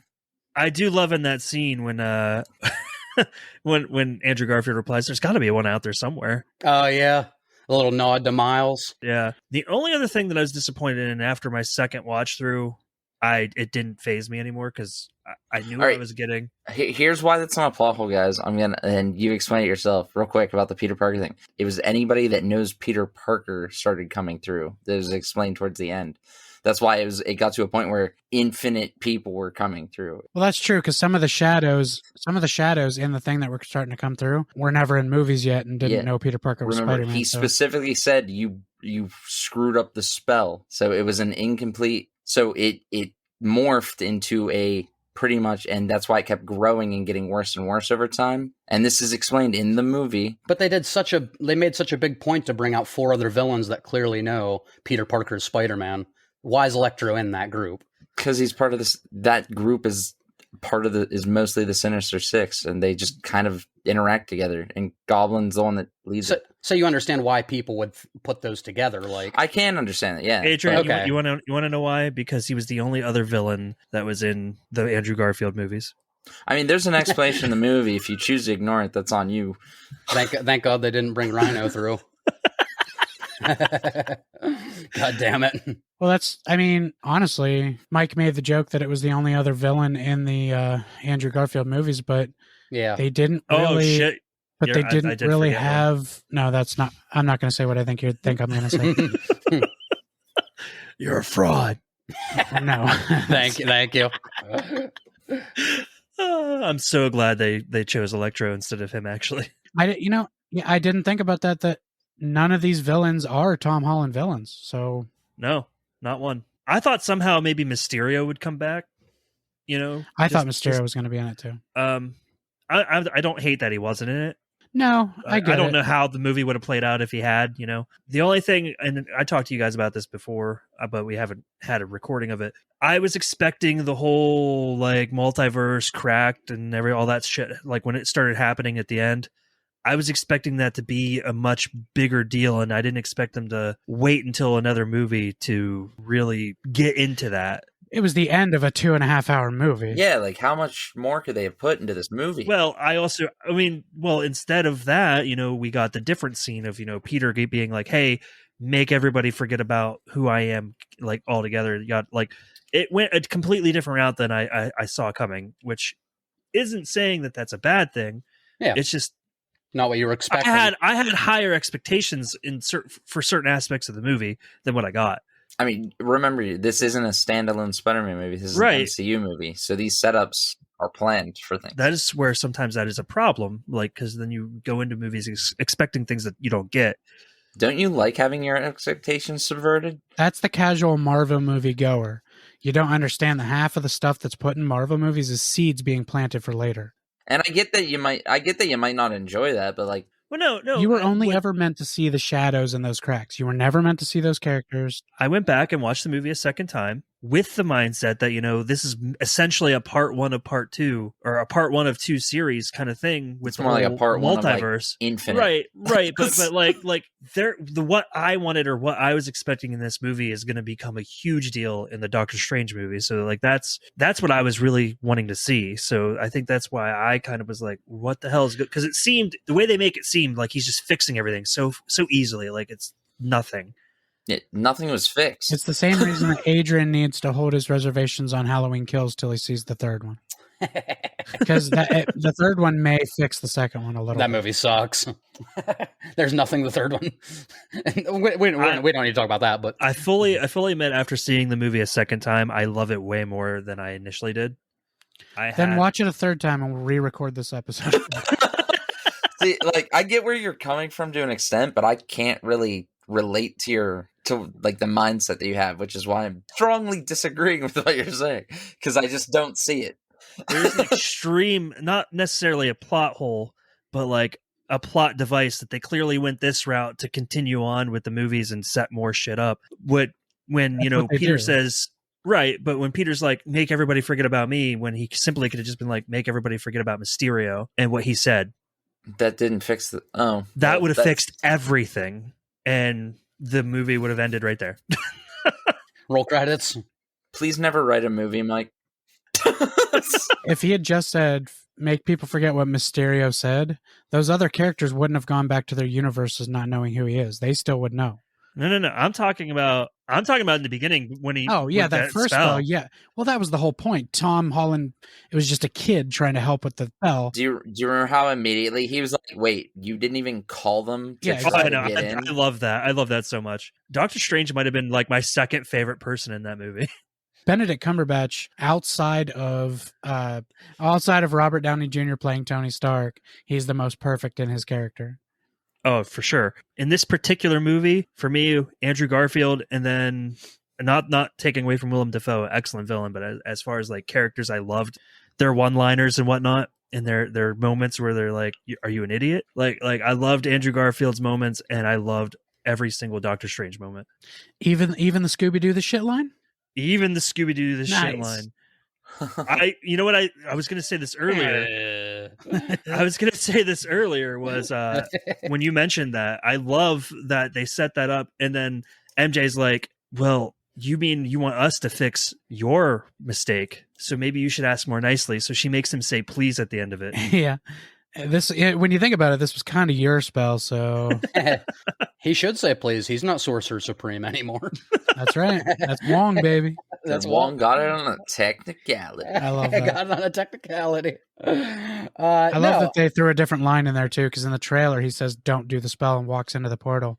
And in the movie, he actually just says, "I don't want a hand in this." Oh yeah, and walks into the portal. Wow, I can't talk. If there was ever, you literally were just done. I know. If there's ever a perfect example of somebody who is like, "This ain't my problem, fuck you," Yep. it's Wong. Oh yeah, he embodies that attitude. Yeah. He said, "Don't do the spell," and then don't leave me out of it. Yeah, but I mean, we've gone into like a long, but yeah, pretty much what I'm trying to say is I do love this movie. Like I said, I gave it a 9 out of 10. The only things I wanted to bring up, the fucking getting an apartment in New York City, that was more of a joke. I figured. Yeah, my only plot hole thing really was Electro. And then the first half of the movie, to me, I got a lot of the typical MCU vibes. It was like a not first half. That's being too mean. Like the first half hour, 45 minutes. The first act. Yeah, the first like half hour, 45 minutes is probably like a 7.5 out of 10 for me. Isn't that crazy nowadays that 45 minutes isn't the first half of the movie? Yeah, right. Yeah. And I love it. That's like a third, maybe. Yeah, but that just felt a little more typical MCU, like more of the same. Like I got in the theater, I'm like, oh fuck, here we go again. That's why I love that first 45 minutes. I could just tell it was wrapping up way too fast for it to be typical. Yeah, but from that point on, going too well. From that point on, it was a 10 out of 10 after that. Everything after he cast the spell and him and Peter fight in the fucking mirror dimension, that's like a 10 out of 10. Yeah. Beautiful visuals, as always, with Doctor Strange. I know. That's one of my favorite things about Doctor Strange. You didn't love the scene, Adrian, when Tom Holland and Zendaya come in and they're trying to hide the fact that everybody knows he's Spider-Man from like Aunt May and Happy. Like he's trying to talk to them. Like you could tell he's trying to tell them what's going on before they find out somehow, like some other way. Oh yeah. Like everybody's outside. He's like trying to keep the freaking blinds down, but it won't stay down. Yeah, that was pretty Did you know that the blind going back up the second time and then him pulling it down and doing the web to it, that wasn't in the script? he did that, and they had to add webs later because they thought it was funny. I was gonna say Tom Holland actually shot real webs. What a fucking legend. That was an improv line, and if you look, the webs that's kind of cool. look more unrealistic in that scene than ever because they added it last second. That does look pretty Now, cool. now, what are your guys' thoughts on Doctor Strange or on Spider-Man beating Doctor Strange in the mirror dimension? I think it was actually perfect because Spider-Man actually does have the ability to outthink most of these Marvel Yeah, villains or heroes. And the fact that he knew that the mirror dimension was literally just geometry and yeah. that math is like one of Spider-Man's big things, I think it made a lot of sense that he was able to trap him in a web. Yeah, I loved the I loved how when he went to swing away, he opened the portal and caught himself by accident Yeah. and all kinds Oh, of that was cool. I thought that was a really well done sequence of events. yeah. I don't know the lore as deep as you guys, obviously. I just felt like, man, I mean, Doctor Strange is a fucking genius too, and it's like his home field. Spider-Man's one of the strongest characters in Marvel. Smartest, you mean, or strongest? Smartest, strongest, all of the Yeah. above. I was fully okay with it. They explained it perfectly well how he beat him, like with the whole geometry thing. Yeah, I didn't hate it, but Once he got the sling ring off of him, there was nothing Yeah. Doctor Strange could do. yeah, that's true. He doesn't have the Eye of Agamotto anymore, so I love when he does that and he's just like, ow. Yeah, I love that. He takes it off his hands. Ouch. and then you left me hanging over the Grand Canyon for 12 hours.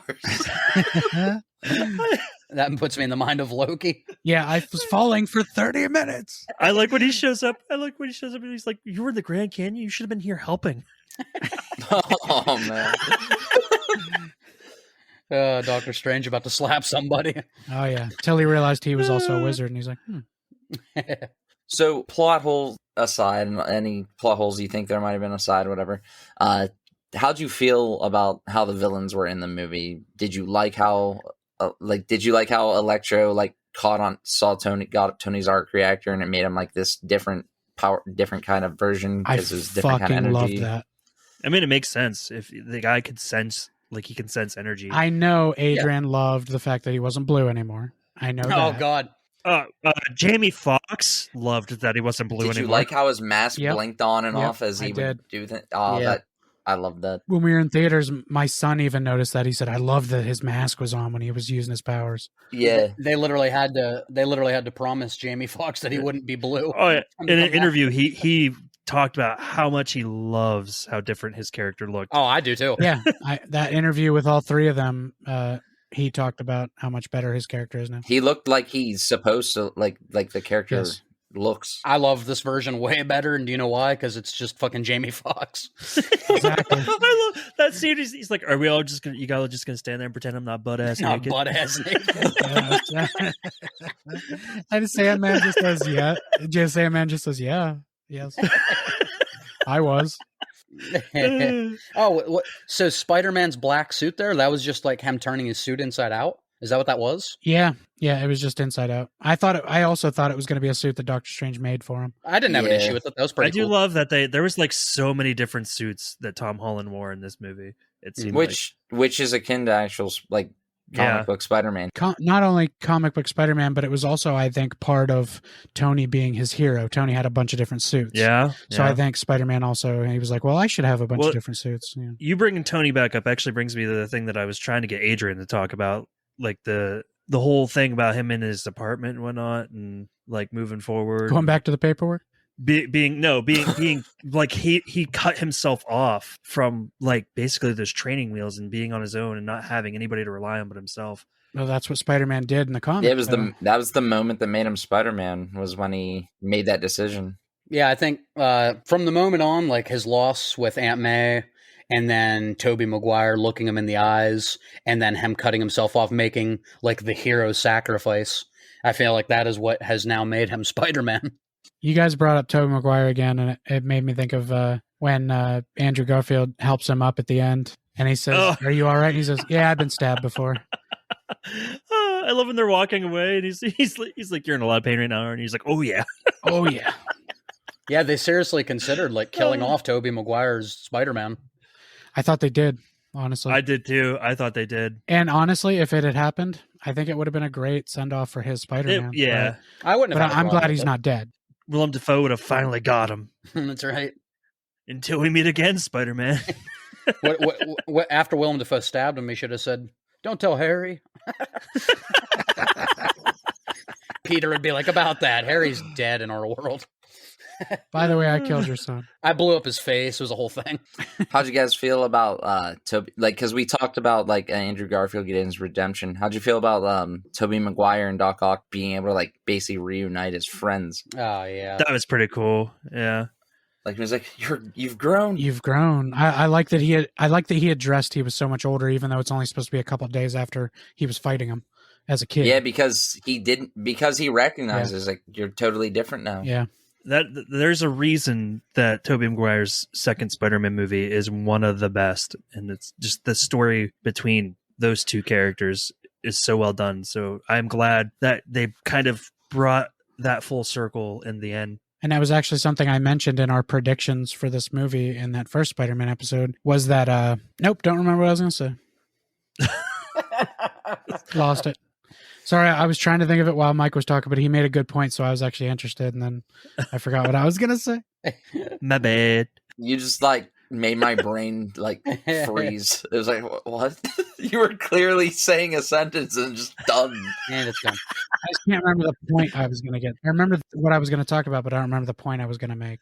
Okay. It's just It was very specific, and I forget now. I was so random. That was just it was such a clear, concise sentence, and then it's gone. What? It's very un-Corey like. Well, a lot like Kelly Kapoor, sometimes I just strail off and make a sentence, and I get there eventually. You're hoping it comes back to you.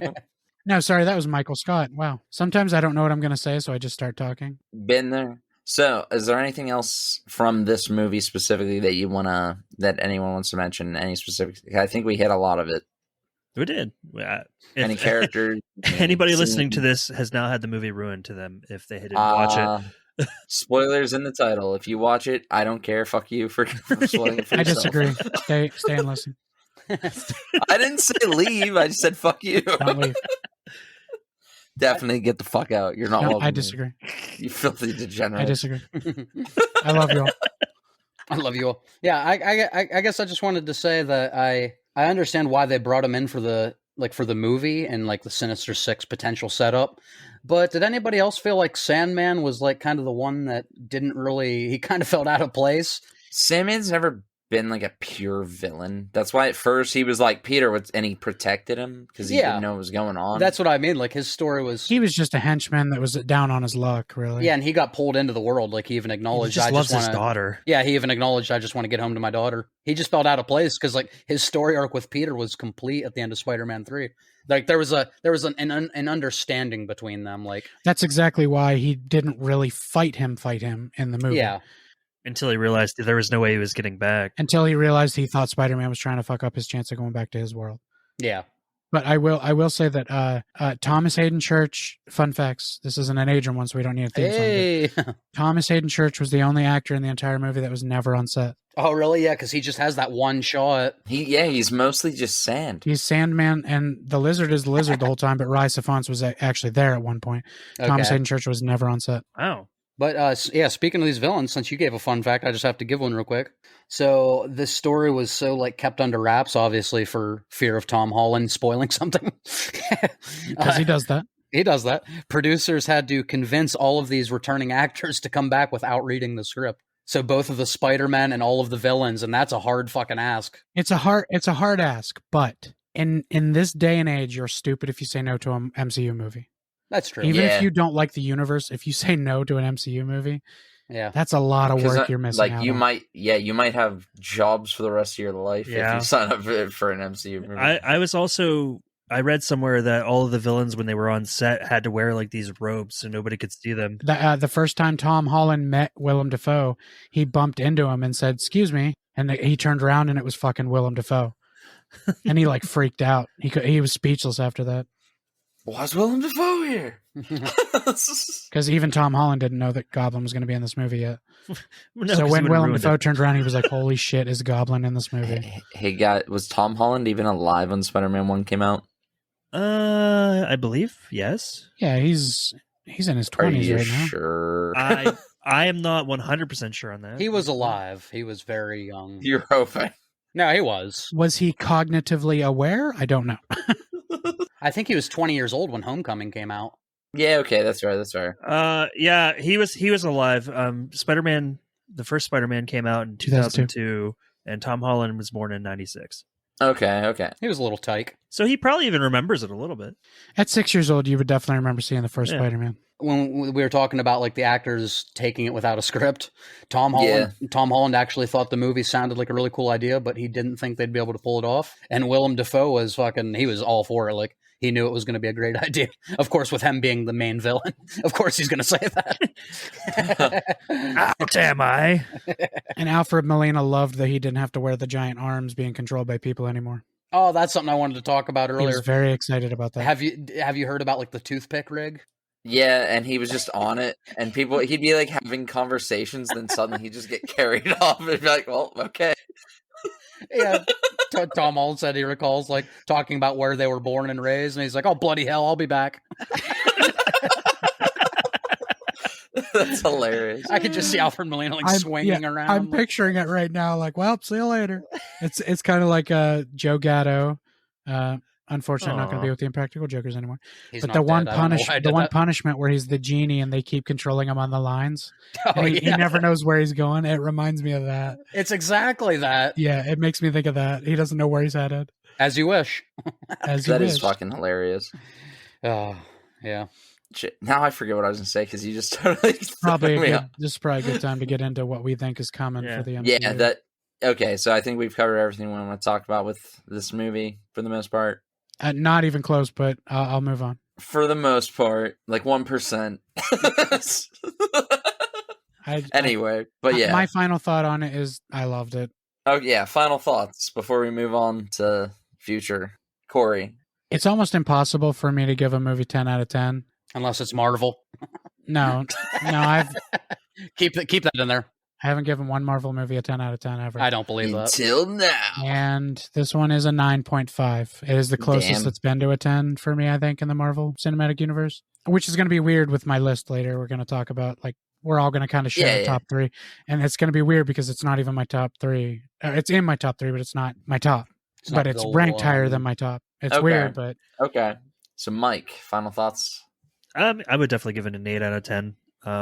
Even with the issues that I expressed earlier, the movie barely made me like. I laughed a lot. The scenes were really they were shot really well. Fight scenes were phenomenal. We talked about Tom Holland beating the shit out of Willem Dafoe. I mean, yeah, and on Captain America's shield. And my favorite, you know what? And I will say this, and I think this is probably what puts it up to an 8 out of 10 for me with the issues that I have, is that it's one of the first Disney MCU movies that had its dark moments without trying to make light of the situation. Oh yeah, it was extremely dark. Like when Aunt May dies, there's not a joke in there at all. They let you feel what you're supposed to feel without trying to detract from it. Yeah. I'll come back to that. I disagree. I'll come back to that. I'm just going to wave you off, Corey. Just let it go. Let it go. Just let it My go. number one movie would disagree heavily with you. Yeah. Adrian, final thoughts? It sucked.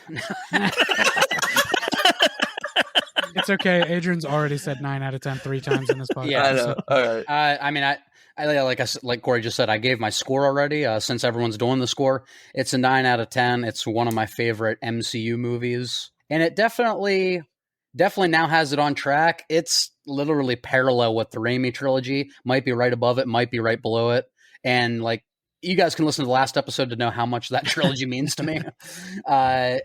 Christ does it. And after the duology, like Homecoming and Far From Home, I did like this take on Spider-Man. I liked it a lot more than the Amazing movies, but it was nowhere near what that trilogy, my childhood trilogy, was. And this has really brought it neck and neck. So pretty much everything worked for me, aside from maybe that first 30 minutes, and that still had great moments in it. But that was the most Marvel feeling out of the whole thing. It just got better as it went. I was really worried, as were a lot of people, that the other Spider-Man appearances was going to be literally like a 5-minute scene at the end helping him win this battle. I was afraid of that a lot. And we really got a good amount of screen time with all of them together.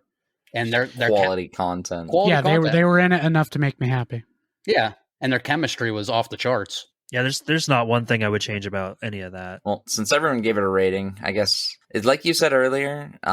This movie kind of did something you've never really seen before. It almost made like a trilogy into one big origin story and ended with the beginning of the story almost.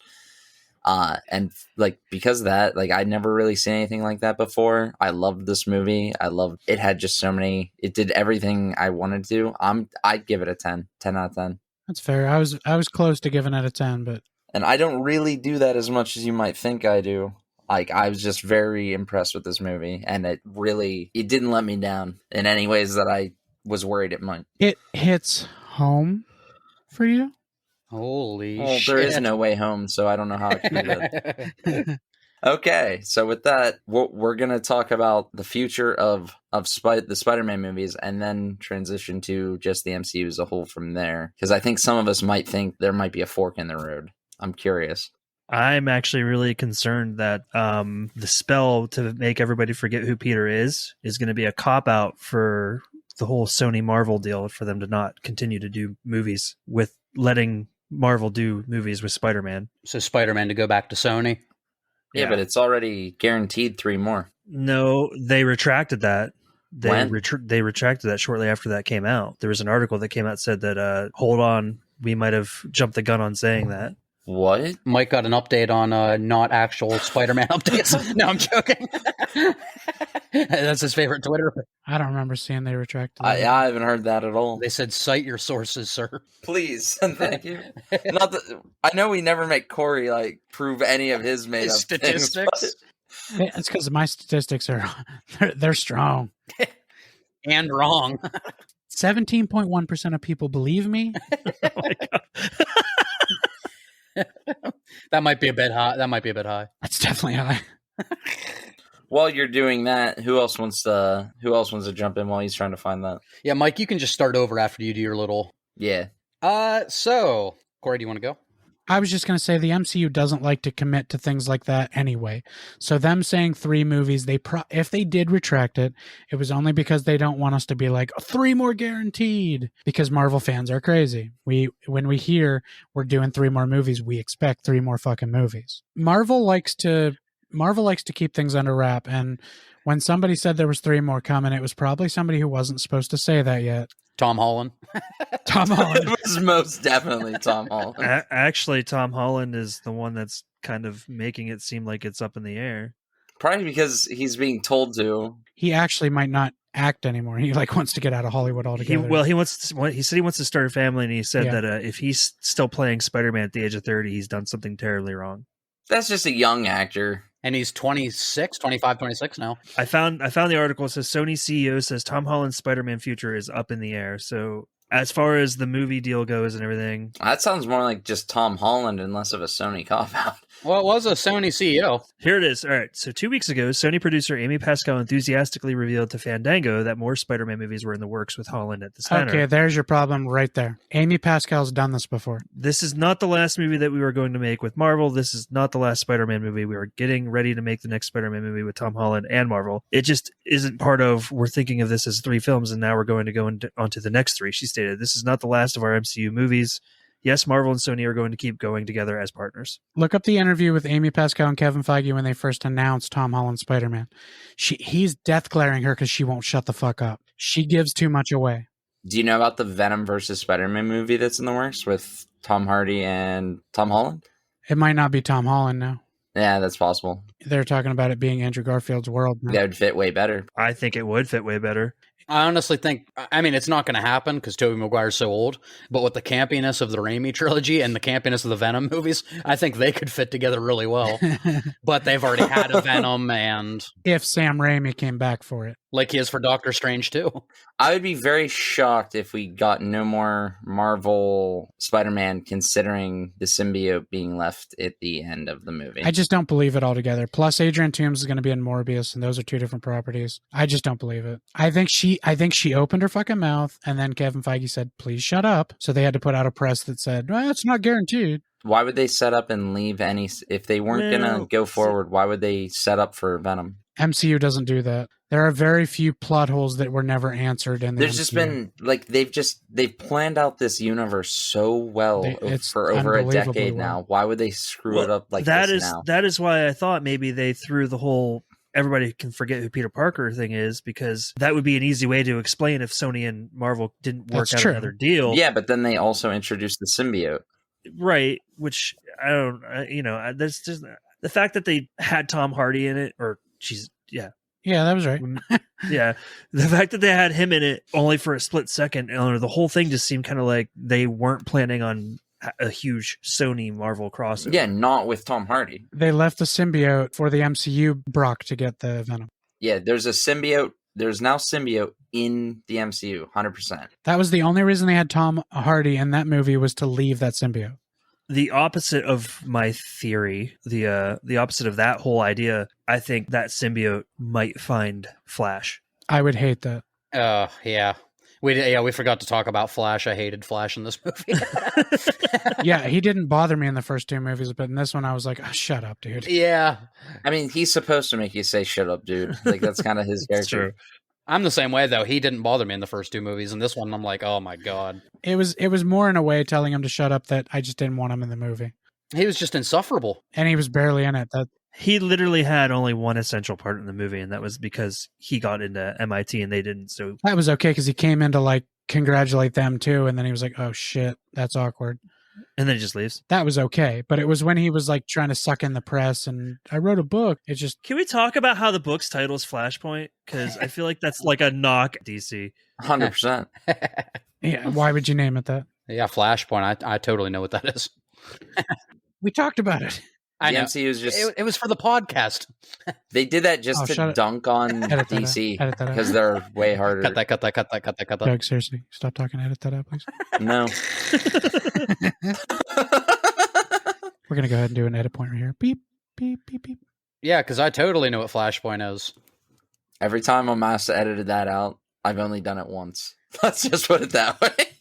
Okay, edit that out too. Cut that.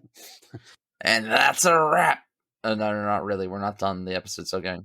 Anyway, Spider-Man movies. like okay, guys. I know we didn't talk about Flash and stuff, but we missed the opportunity. Oh, So- no. We've already moved on. So Well, then, if Tom Holland is done making Spider-Man movies, if that's what he decides, but Sony and Marvel want to continue with their partnership with the Spider-Man movies, they'll hire someone else. do you think it would be better that they bring in like Miles Morales then?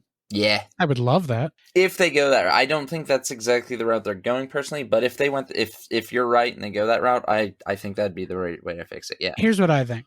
If they bring Miles Morales in to be the new MCU Spider-Man, that's amazing. I would love that. No, that's Mark Webb. Shut up.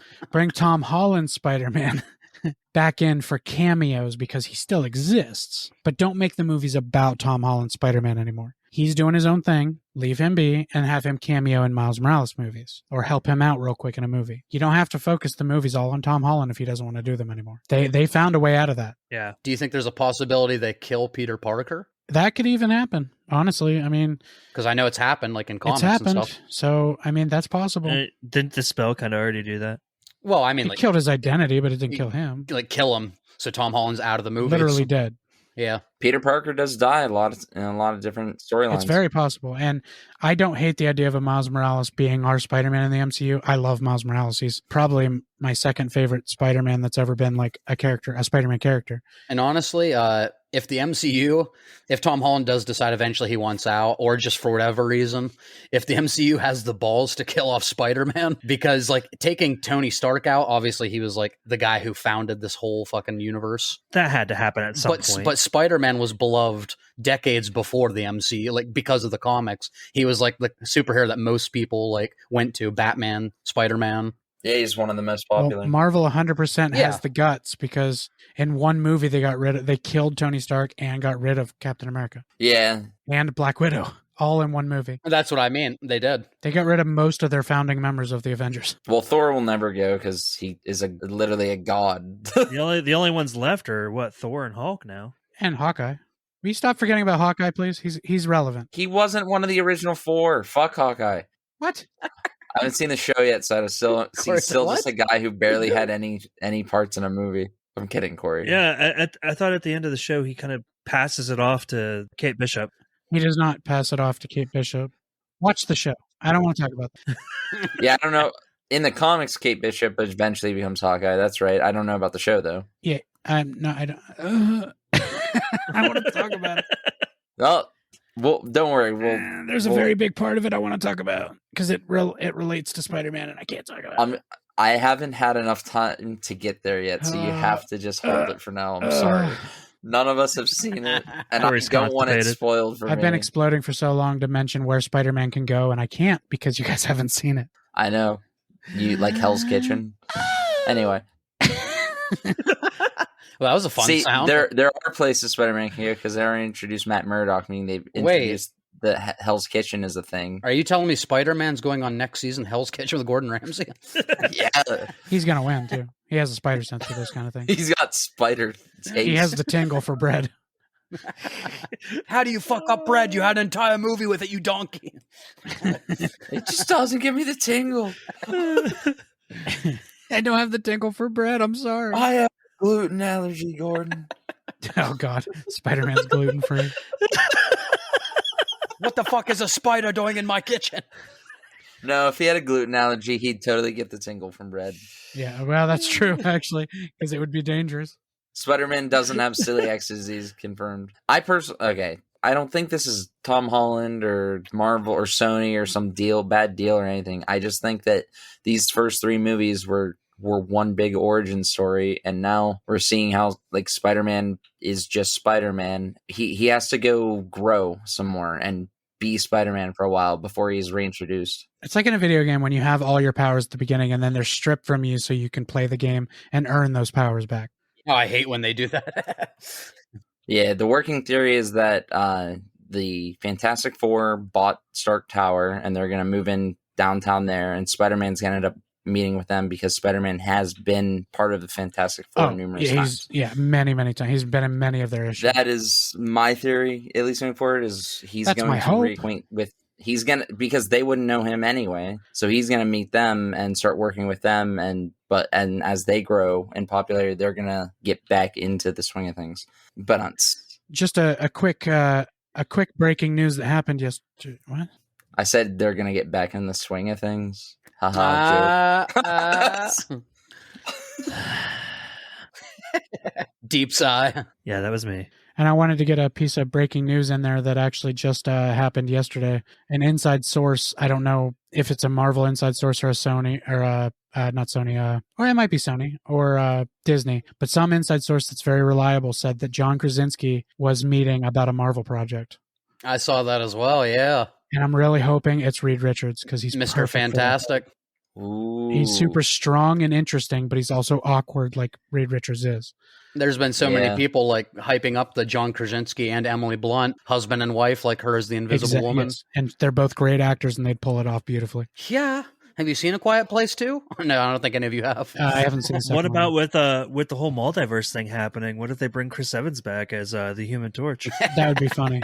That would be hilarious. It'd be awful, but it'd be funny. Oh, I don't want him to be the permanent Johnny Storm, but I think it would be funny for a cameo. He or wasn't something. good at Johnny Storm. What if him and Michael B. Jordan come back in like a Spider-Verse All kind of? right. Now that's too far. Yeah, you just said you were bringing anything from that shit Fantastic Four remake. I try to pretend that one doesn't even If exist. they ruin this guy again, I'll never watch another MCU movie. To those listening, that's Doctor Doom. Actually, oh yeah, they can't see it. Actually, there was another big meeting of somebody that went into MCU to talk about being a villain, Justin Timberlake. Oh, fuck. That also just happened this week. Oh, he's going to be the feared villain sexy back. He has a really sexy back. I really He's feel actually a like good I actor. really feel like Corey's fucking with him.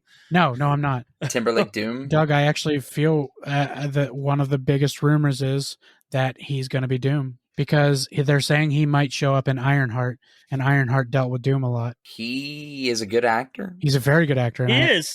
That role he played in Social Network, I think he nailed that pretty well. And that was kind of villainy. Alpha Dog, also very villainy.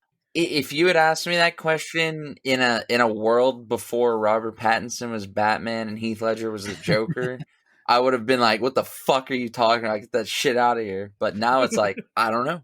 Yeah, I've doubted a couple that ended up being great, so I wouldn't go. Plus, I love Justin Timberlake. I think he's fucking great. Oh yeah, he's awesome. So if they made him, He does all kinds of awesome if they stuff. made him Victor Von Doom, Did you guys see? Did you guys see Marvel's talking to Mike Myers for the Green Goblin? okay, now you're fucking. Right. All right, audience. Now pick which one of those isn't a fact. Hey, Mike Myers and Justin Timberlake were in a movie together called The Love Guru. Holy fuck! It all connects. Okay, there is maybe one thing Justin Timberlake did that I didn't like. No, he was great in that. No, he was good in it. Yeah. I don't even remember. I hated it so much. I liked it. I thought That's it the was reason funny. Mike Myers doesn't make movies anymore. Corey, you saw Alpha Dog, right? Oh, I love it. Justin Timberlake also villainy in that. Yep. Yeah, I could see him being a good Doom. Well, the thing I read about him possibly being Doom, and that's really just speculation at this point, because he met with the people that are doing Ironheart, and Ironheart dealt with Doom a lot, so that's why they're like, well, with Fantastic Four coming in, it's possible this is where he makes his debut. But they said in there that it's the perfect time for him to be a villain because he's a very good actor. Do you know who I want for Doom? I want fucking Adam Driver for Doom. Oh, Yeah, he would pull it off nicely, I think. Adam Driver's just a great actor. He is. He's got the look and everything. for Even that Victor. Marriage Story movie was amazing. Oh, it's really good. Yeah. And I mean, the obvious, he even made those fucking sequels somehow watchable because he's far and away the best character in them. I love his little tantrums he throws in those movies. Yeah. Even though it feels like he's trying to do an Alan Rickman impression in his Fucking millennials and their temper tantrums. I'm about to have a temper tantrum. Uh-oh. Doug's very angry about something. I'm not. Oh. I'm just, I'm a millennial. He just portrays the angry podcaster. I don't even think I'm closest to the angry podcaster. That was like a 2-second pause. Depends what I'm we're not. talking about. Yeah, it depends on what we're talking about. We all take turns being the angry podcaster. Yeah. Yeah, that's true. I am always cheerful. We do always take turns about being the angry podcaster. So anybody else have any thoughts on the Spider-Man universe? Just Spider-Man itself going forward? Well, me being, as Doug mentioned earlier, a potential fork in the road. That is all me. I am that person. Going. You want it to split. I very much wanted it to split. And going forward, I'm all in for like this new direction with Spider-Man. And incorporating the Fantastic Four, like stuff like that, it could be cool, but I don't want to see that for at least a movie or two. I literally just want him to be on his own for a while. I don't want to see any type of collaborations. I want to see Spider-Man and a villain. Maybe, I don't know, Gwen Stacy if they incorporate like a new love interest. I would like them to bring Gwen Stacy into it. I don't think Gwen Stacy would make a good villain. No. Well, I don't know. After what Tobey Maguire did to her, she'd be a pretty good Though villain. Emma Stone was Cruella de Vil. There you go. Nice connection. With how the MCU is, I could easily see them bringing Gwen Stacy in for Yeah. eventually make her Spider-Gwen. I think they wrote MJ out of the love picture. Do you think they're ever going back to that? Like after a couple movie hiatus, do you think they'll readdress it? I think it would diminish him walking out of that coffee shop if he did, personally. Yeah. I think that was a major moment, and there was a reason that he turned around and left. Do you think they wrote her out of the movies because Tom Holland and her are actually dating in real life? I don't care. I'm not going to be. I'm not doing a celebrity gossip corner. We are not E-Entertainment. I'm No, not doing that. Honestly, Mike, I don't think that really had anything to do with it. I'm just not going there. I personally think when he walked out of that coffee shop, it wasn't because he was just going to start over. I think it was because he was deciding it wasn't time yet to make her realize who he is. Okay. I think he made the decision that Andrew Garfield didn't. Yeah. And that's why they get to live. I think at the moment in the coffee shop when he saw that cut above her eye, I think he was making the decision to stay out of their lives. That is when he puts the note back in his back pocket. Yes, but I also think he could easily switch that back up. I think it was just he decided it wasn't time yet. That's why he kept the coffee cup. I think if they get back into his life, it's not going to be because he chose it. It's because they figured it out. Okay, yeah, they put pieces together, Or somehow after Doctor Strange 2, the spell will get reversed. Or something, but it's not going to be him actively making the decision to bring them back in, because I feel like that would just diminish his sacrifice. It would, yeah. Yeah, so I just want to see Spider-Man alone for at least if they're doing a new trilogy, I would like to see the collaborations more in like the back end of it, of like maybe the second half of the second movie or the third movie. Halfway through 2, yeah. How would you feel about this? The next movie is standalone Spider-Man, but the end credits is he meets the Fantastic Four. I mean, You get your whole standalone Spider-Man movie, no other MCU guys. That would give you like a very Iron Man feel, because the very first Iron Man movie was like that. And then he slowly gets brought back in. I guess I would be okay with that. Like, but you know, if it was my choice, I'd at least 2 movies. I would want him doing his own thing. Well, see, here's the thing, Adrian, is you could put them in the post-credit scene of the first Spider-Man and then not have them show up in the second one until halfway through. Yeah, maybe not him meet them. Maybe just them. Maybe like you see that giant fucking the Fantastic Four logo get put onto the Stark Tower or something at the end of the Spider-Man movie or something. Yeah. Okay. Yeah. Because he's just let us know he's still in this universe. Maybe he's not interacting with anybody, but let us know like it's still affecting what's going on. You think he's not going to interact with anybody? Well, no. I'm not saying that. I'm just like I'm kind of throwing a bone to Adrian here. Like I'm trying to see if there's a point where he'd be happy to see him come back. Here's something I wonder. Does the symbiote have the same mechanics in it for that spell to have worked on it? Or does the symbiote still know he's Peter Parker? Yeah. Oh, I would say the, The symbiote symbiote probably still does. knows he's Peter Parker. Yeah. Yeah.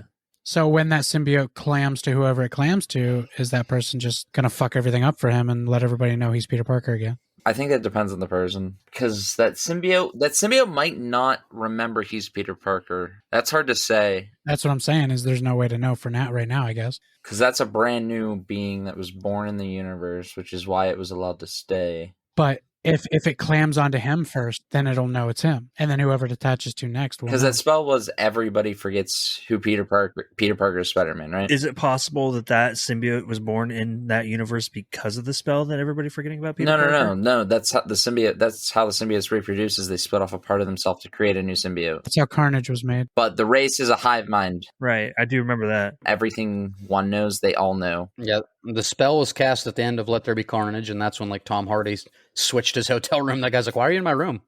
Yeah. Yeah. And then his little bit of symbiote just like spit off of him, and then he went back into his own world. Yeah, like I can explain the symbiote thing pretty detailed if you want. Not in this episode, probably, but Okay. you and I will definitely get into that in a comic episode at some point. Okay. The hive mind explained it enough. Yeah, I can understand a lot of people's confusion with the symbiote. That is one thing where you have to really know the comics to understand what's going on there. If you're only familiar with the symbiote from the movies you've seen, you don't understand it. Yeah, because there was no explanation in the movies of why that piece of the symbiote was allowed to stay when everybody else was sent back, unless you know how those symbiotes operate. And even where most people know Venom from the 90s cartoon, they don't even explain it in that. So Connors does a little bit, but... Yeah, like you have to know that the symbiote comes from a different planet, the Guardians fight it, and all this other shit. Like there's tons of stuff. Everybody just seems deep in thought now. Now I'm just listening to you guys. I'm just trying not to make this an 8-hour episode. All right, something I was talking about earlier, and Adrian's racking his brain a little too hard on this question, which I thought I would have a harder time with it because I usually overanalyze my answers. But you guys, I want to know if even a ballpark, it doesn't have to be exact because I know Adrian's top everything changes all the time. But if you had to pick a top 3 Marvel Cinematic Universe movies, what would be your top 3? Who's going first? Oh, we're recording right now. Yeah. Do you need me to pause for a minute? No, you're good. Somebody else just start. I do know right off the bat that Captain America Winter Soldier is in my top 3. You're gonna have to choose 1, 2, and 3. Do you want me to actually like list 1, 2, 3? Can I not just list them in no particular order? No. I'm not being as strict as Doug is being about it, but No. You said our top 3. That to me that means our top 3. They're so interchangeable sometimes. It depends on what mood I'm in. Mike, you don't have to listen to anybody. If you want to just do general 3, do it. If you want to do 3, 2, 1, do it. If you're weak, Don't let Doug bully you. Well, come on, 1, 2, and 3. Be a man. I haven't seen the only Phase 4 movies that I've seen are Black Widow and Spider-Man: No Way Home. It's just the ones that you've seen. It doesn't matter if you haven't seen them. I know. Yeah. Infinity War is definitely there too. Just 3 of them. there's only been 3 Phase 4 movies so far. Just 3 of them. It may have never came out, but I made Adrian pick a favorite song, a favorite musician, and a favorite band. If he can do that, we can all do this. That was bullshit. This is gonna probably be weird. Oh, it's so tough for me. Okay, if I had to pick an order, The Dark World. God no, God no. If I had to pick an order, it'd probably go Infinity War, Winter Soldier, and then Doctor Strange. Is that top down, like one's Infinity War? Yep. Okay. Okay. Do you wanna go and do a little bit about why? Infinity War in general, I think it was like, obviously Endgame was the culmination of all of those movies, but I don't think everything in Endgame was pointless. Like some people say that it was boring or whatever. I think that the beginning part, though slow, is very important to the movie. It's just Infinity War was a lot more exciting as far as like a movie as a whole from start to finish. Agreed. Plus Infinity War picked right up after Thor Ragnarok, which I loved that movie. It literally was minutes after the post-credit scene. If you told me to pick up, or if you told me to pick a top 5, Thor Ragnarok would have been in there. But that's honestly Infinity War to me, just as far as the whole movie goes, it was a lot more exciting to watch. If the whole movie of Endgame was the last 30 minutes of Endgame, if it was that the whole way through, Endgame hands down wins. That just would have been a $500 million movie if they had done Right. But I think he means like that quality probably. I know, that's what I mean. Like that last battle took so much money that if they had done a Oh, yeah. spectacular movie the whole time, that it would was have been twice the budget. That was probably the single greatest like act of any Marvel so movie. good. It's definitely been the biggest battle scene there's ever been. As far as Winter Soldier goes, before Infinity War came out, Winter Soldier had been my number one for so long. I honestly, all the Captain America movies are great. Yes. I think out of any of the trilogies that they've released, though this new Spider-Man movie might give it a run for its money, but I think out of all the trilogies they released, Captain America has been the strongest. But Winter Soldier is easily the best. The fight between him and Bucky, all that stuff, like the constant back and forth, and him trying to adjust to this new world that he's found himself in. And then Doctor Strange, I just think it's such a masterful movie visually, and I love Benedict Cumberbatch as Doctor Strange. Like, he just did such a good job. Adrian, you want to go? I guess. I gave you time to think about it. You while I did. struggled. You did. I just, like, again, if you've listened to the last Spider-Man episode, you clearly know how much I love the original Iron Man. It did fall out of my top 3 though, simply because fucking Ironmonger, pretty weak villain. I love Jeff Bridges, but it was just like big machine versus bigger machine. Iron Man didn't do good with their villains all 3 movies. Yeah, that's kind of its downfall. I love everything else about the first Iron Man. It felt like more simplistic. It's actually before saying it a was lot grand too. universe. But that's not on my list, so I'll stop talking about it. Thank you. I was gonna say, as lovable as Iron Man is, like, everybody loves a lot of those movies, and to say that they did terrible with the villains, this is a lot about the quality of Robert Downey Jr. as Tony Stark. Yeah. Oh, for sure. Carried those movies. Yeah, his charisma fucking brought the universe to life. But all right, so I guess we'll actually do my top 3. Number 3, definitely a surprise for me. Mike already talked about it, but Thor Ragnarok. It's a great movie. Solidly in my number 3 spot. It's a movie I didn't really care for at all when it came out because I don't really care for either of the first 2 Thor movies. But the comedy just hit me right. I loved the Thor versus Hulk whole battle coliseum we got. They went above and beyond. This was like the beginning of like these crazy colors in Marvel, like that they do with Guardians and they do with Doctor Strange. I feel like Ragnarok like introduced some of that into there. Well, Guardians came out before Ragnarok. It almost felt Okay, that's fair. It almost kind of felt 80s-ish, like with all the colors kind of. What do you mean, like Ragnarok? Yeah. Like, didn't you kind of get like an 80s vibe from it, like with how the color palette was? I got an 80s, 70s, 80s vibe more from Guardians than. Well, yeah, Ragnarok. that's because of the music alone. That's not just the Yeah. music. I mean, it's the trench coats, the way they're all dressed. No. I mean, I see. I know see what he you're- means. Yeah, I see what you're saying. I just didn't ever feel 80s while I was watching it. I just remember the 80s having brown McDonald's ashtrays. Wow. That's very specific. Oh It yeah, shows like the least colorful thing to remember about the 80s. I think that's the 80s was more brown than people realize. yeah, that's a pretty popular meme. Like the 80s is just brown. But yeah, I'm just mostly. I think making a Mike's joke on the thinking meme. like 80s Vice City kind of 80s. Yeah, Yeah. like Miami and like Lots of pinks and the purples. colorful like music videos. Oh, I could see that. Yeah, the Miami Vice kind of thing. See, I was born in 1990, unlike all you old fucks. I was born in 1990. I was also born in 1990. What the hell are you talking about, Doug? I don't want to talk about it. So I never experienced the 80s. Yeah, but just so overall, just the visuals, the fight scene. Loki was great in the movie. Of course, we met Korg, right? Korg, yeah, and then of course, Jeff Goldblum. Of course, Jeff Goldblum. Of course.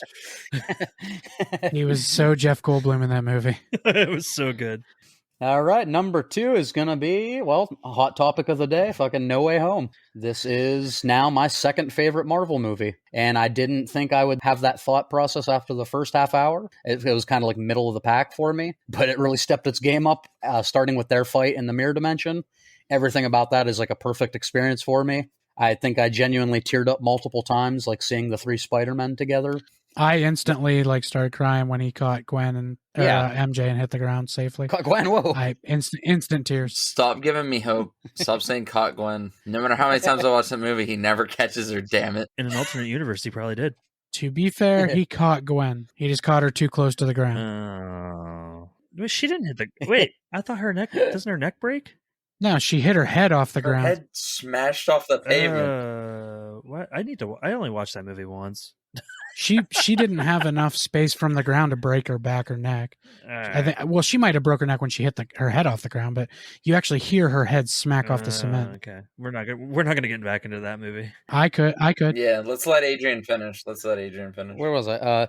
Alfred Molina and Willem Dafoe both coming back, both killed their roles. I love Doc Ock helping the Spider-Man. I'm so glad he got a new inhibitor chip after all these years. Yes. He just needed a goddamn chip. The voices. That's right. Gone. Willem Dafoe, like we mentioned, he was a lot less campy in this movie, other than, I'm somewhat of a scientist myself. I do love that he said it again, yeah. Yeah. He was terrifying. Like, what a great villain. I know some people have said, like, Green Goblin is, like, in some ways the Joker to Spider-Man. Like how, the Joker is to Batman. Well, Willem Dafoe would have been a great Joker. He's a more complex character than the Joker in reality. Right. Because he still has sanity. And you actually know his real name. Joker's just chaos incarnate.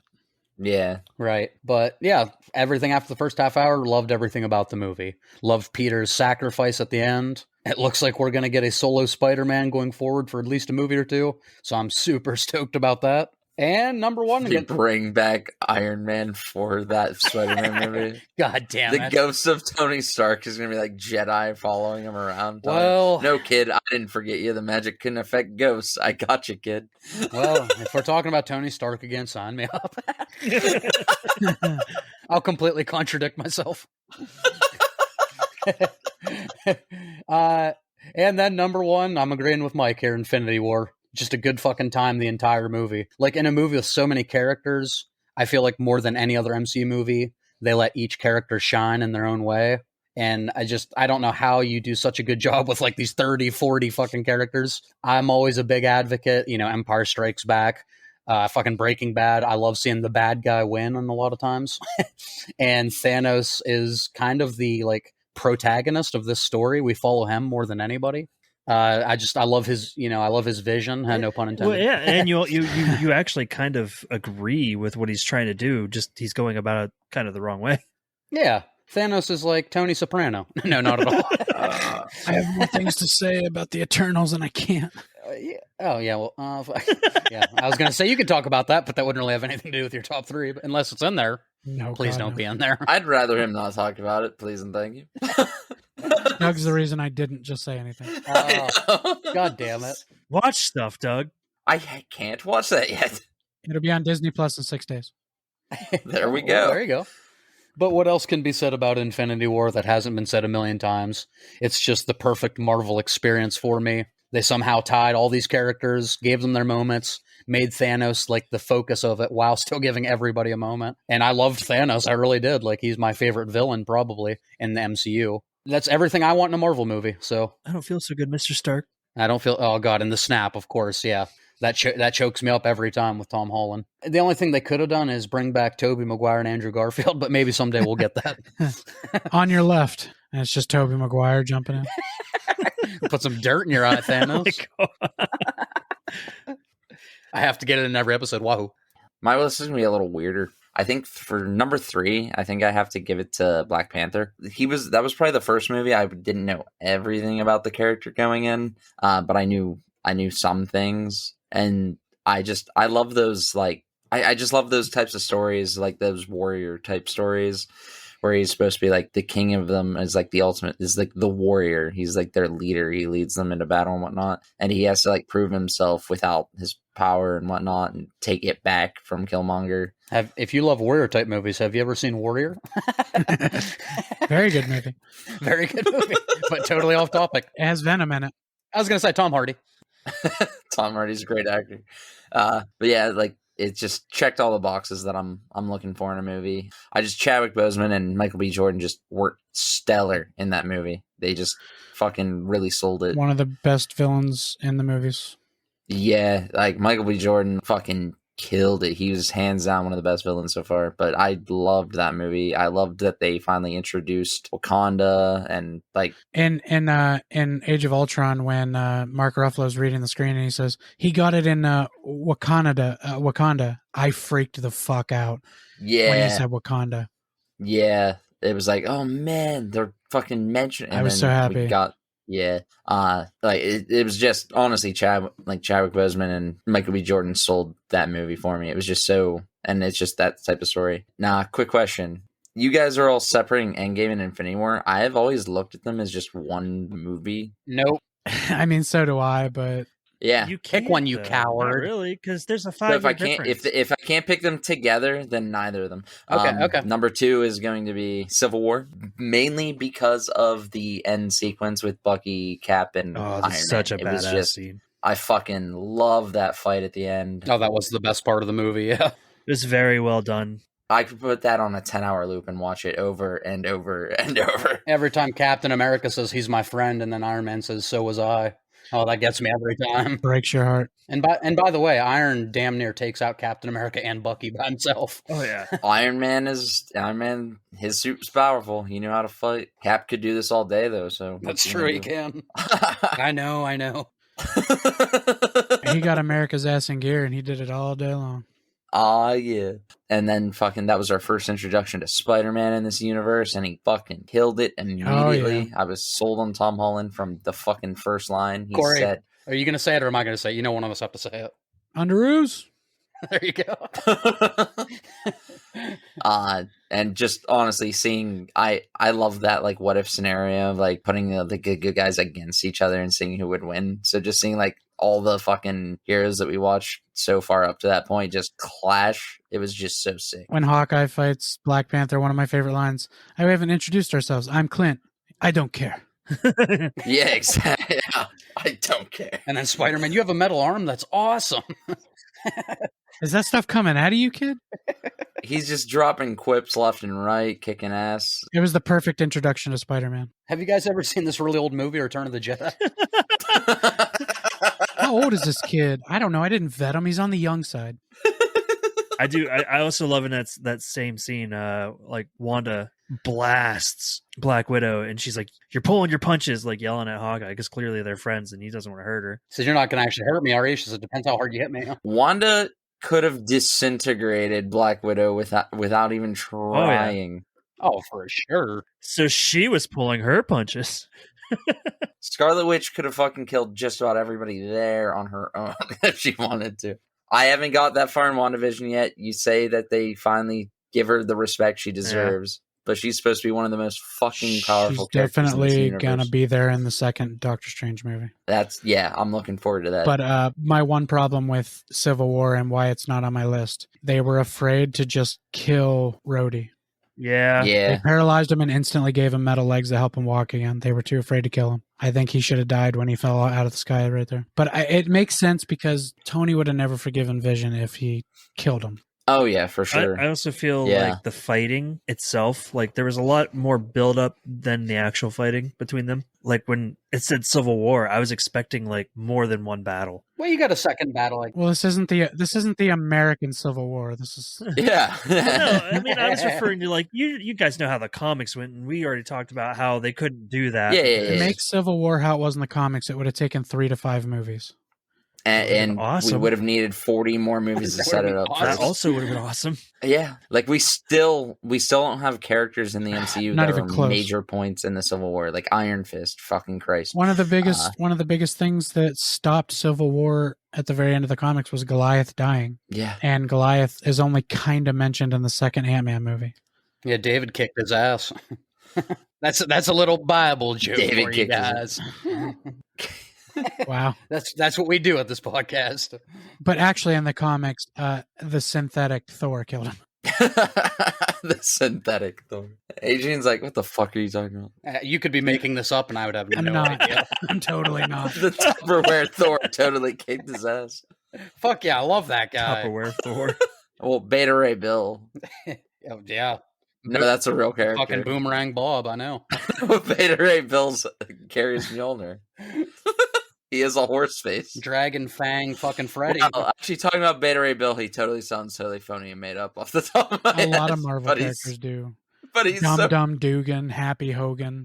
There's a lot of names that are stupid. Otto Octavius. Which Is that your real name? I love that they make fun of that. Yeah. And then my number one movie is actually going to be No Way Home. It did everything for me, every last thing for me. I was so happy. They gave Tobey Maguire the respect he deserved. They gave Andrew Garfield the respect he deserved. They let them get redeemed.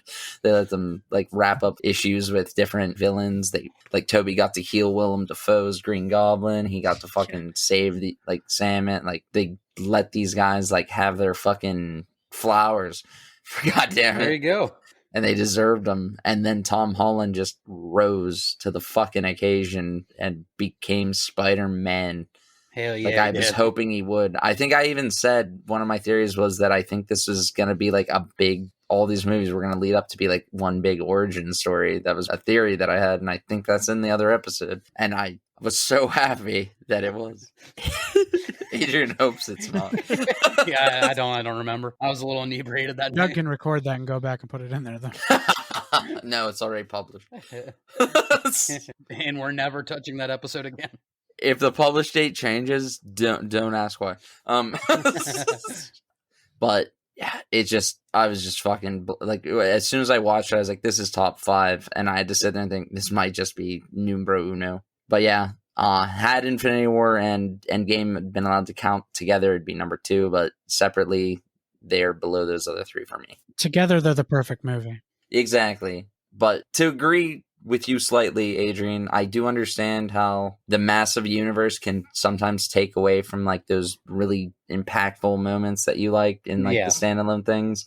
Infinity War and Endgame together, it's this one big, just perfect movie. But separately, there's so many plot points going on at the same time. It's hard to stop and appreciate every little thing along the way sometimes, Yeah. though I still can. True, because I remember leaving theaters after seeing Infinity War and having so many goddamn questions. But yeah, so that's my top 3. I'm gonna go the opposite order, 1 to 3, because my top 2 are 2 we've already talked about for a while here. But my number 1 has been since I saw it and still hasn't been taken. Captain America: Winter Soldier. Something about that movie just gets me. It's perfect. Captain America is amazing, and when he learns that Bucky is still alive, it's one of the best moments I've ever had in a movie theater. Like just the way he's looking at him and how Bucky can completely change his personality. Just he'll fight as hard as he can till Bucky's involved, and then he kind of just drops his hands. And that moment at the end when he's just beating the shit out of him and he's laying there and he says, "I'm not going to fight you back." And he drops his shield and he says, "I'm with you till the end." And something in Bucky's eyes, like even though he's mind controlled, sees like, this guy has to fucking know me. Like, why is he doing this? And then Bucky hits him one more time and they fall and he drags him out of the water. So obviously there's something there. He knows he has to go find answers. There's just something about that character of Winter Soldier. Sebastian Stan's perfect. I love him so much. Yeah. And I'm really hoping he stays. And I'm even hoping, here's my far out theory that I don't think is true, but I hope Bucky takes the Black Panther role. He has been living there. I hope he spent enough time in Wakanda and became enough of the White Wolf that they call him there, Oh, that yeah. they give him that power at least. Maybe not the kingdom, hmm but I hope they give him that power of the Black Panther. Yeah. Yeah, because to be the kingdom, it has to be like a relative or Exactly. like So I think thing. Killmonger will come in and become the new king, but he'll stay Killmonger. And I think the Black Panther powers and suit will go to Bucky. I think Bucky will stay in that realm.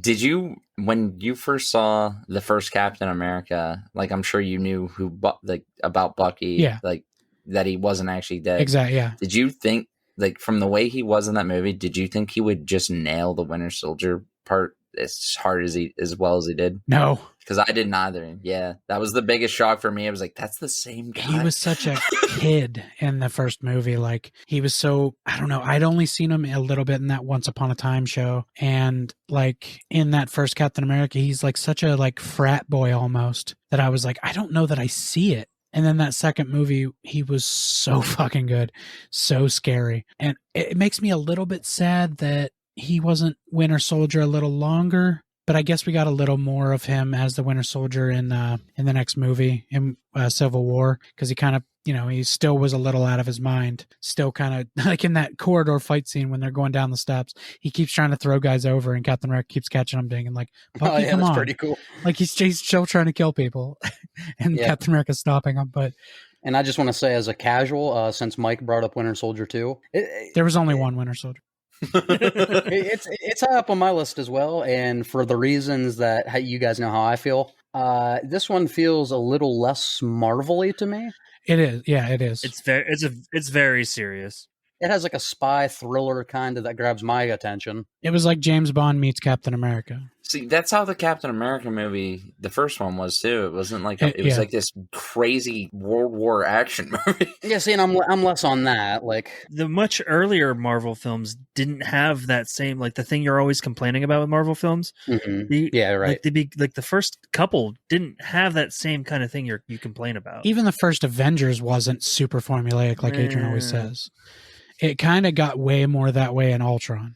That's true. I also Ultron bothers me just because it almost feels like a direct copy of the first Avengers. Like as far as fight scene goes, like, oh, a city's under attack again by an army of stuff. Yeah, I mean that's Marvel Comics. Comic books. I felt like they could. I don't know. You read comic books, Mike. but as opposed to what they did with Infinity War and Endgame, those are completely different. Like that's not this city's being held captive. But I mean even in I mean, I get what Mike's saying. The stakes are raised way higher. Even at the beginning of Captain America Civil War, Crossbones is trying to get that deadly chemical, whatever it is he's trying to get, to release to the public. Yeah. He's like trying to kill a bunch of people, and then a building gets exploded. And so, I mean, yeah, they have that formula, and I'm not arguing the formula. It is there. It just doesn't bother me. I love it. It's working. But anyway, it's definitely working. It's definitely working. I can't fight that. No Way Home's already made $1.5 billion, so it's definitely working. And that brings me to my second movie, No Way Home. It 100% took the second spot. I didn't think anything ever, I don't know. I really wanted this movie to be perfect, and it was. It's just perfect. And Well, it was a 9.5. It's a 9.5 out of 10 to me. Sorry, I just have to be an asshole. Winter Soldier is only a 9 out of 10. So it's not like as good of a spectacular movie, but the movie itself is deeper to me. And that's why it's my number one. Plus, I love Sebastian Stan. He's excellent. I'm a fanboy. But yeah, we've already talked about No Way Home enough. I think that's probably the part, I think it's even the title of this episode. So I won't get too into it. We talked about it a lot, but it's definitely number 2. And my number 3 is the first Guardians of the Galaxy. Oh, wow. I love that movie so much. I rewatch it over and over and over again. When I went to theaters to see it, I think I went 2 more times. It was so much fun. It's so lighthearted and fun, and it's not supposed to take itself seriously. Like Star-Lord is a character of himself. Like Groot is a weird ass character. Rocket is a foul-mouthed asshole. Star-Lord is Chandler if he was in a Marvel Exactly. comic. And you know what? That might be why it's my third favorite movie. Yeah. If there were ever movies in this universe that like don't need to be serious and can be jokes the entire time, this is one of those. Exactly. They don't do what you hate, which is try to be serious and then be a joke. Yeah. They're just jokes. I love the first Guardians. Yeah. And then the end of the first one, when he has that fucking stone and he closes it and his face clears up because he is, he's the one who's supposed to hold that goddamn stone is, oh my God, it's a great moment. But I love the dance off, bro. Like, I love everything Star-Lord does. Chris Pratt has a direct line to my funny bone. I love him. for sure. Oh, the very opening scene of that movie just that showed you what you were in for. Yeah, exactly. It really does do a good job setting the tone right away. The bump in a soundtrack. I also love that helps. soundtrack. Music 100% keeps it in my third spot. Even though Corey hates music. I love music. I just don't like talking about music. I can't sit down and have a conversation about it. But if you're playing music, I'll get into it just like anybody else. I've been to Slipknot 4 times. I've been to 60 concerts. I like music. I just don't like talking about music. But 60 concerts. Can we fact check that? 60% of the time. no, a lot of those are digital codes that I just don't have anymore. I'm just kidding. I'm kidding. But yeah, see, I might be exaggerating with 60 a little bit, but I've definitely been to 30, 40, somewhere in there for sure. That's a guarantee. You've been to the most in this group. But I don't know. I just everything about Guardians of the Galaxy. I don't know. I don't know how to explain it. I fucking love that movie. I think you were explaining it pretty well, honestly. Oh, all right. Well, then there you go.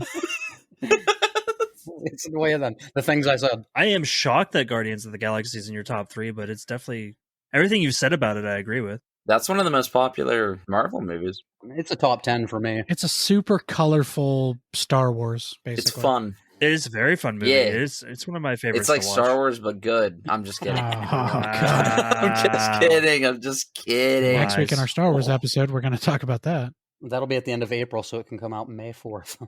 Inside, that's behind the scenes stuff you don't see. And I think that's just going to about do it. Any final thoughts? Anything anyone wants to get out there? I have a YouTube channel, Baker Reviews. I talk movie rankings, reactions, tier lists, reviews, all that kind of stuff. To see a Venom movie on my top 10 worst list, you can check that out now.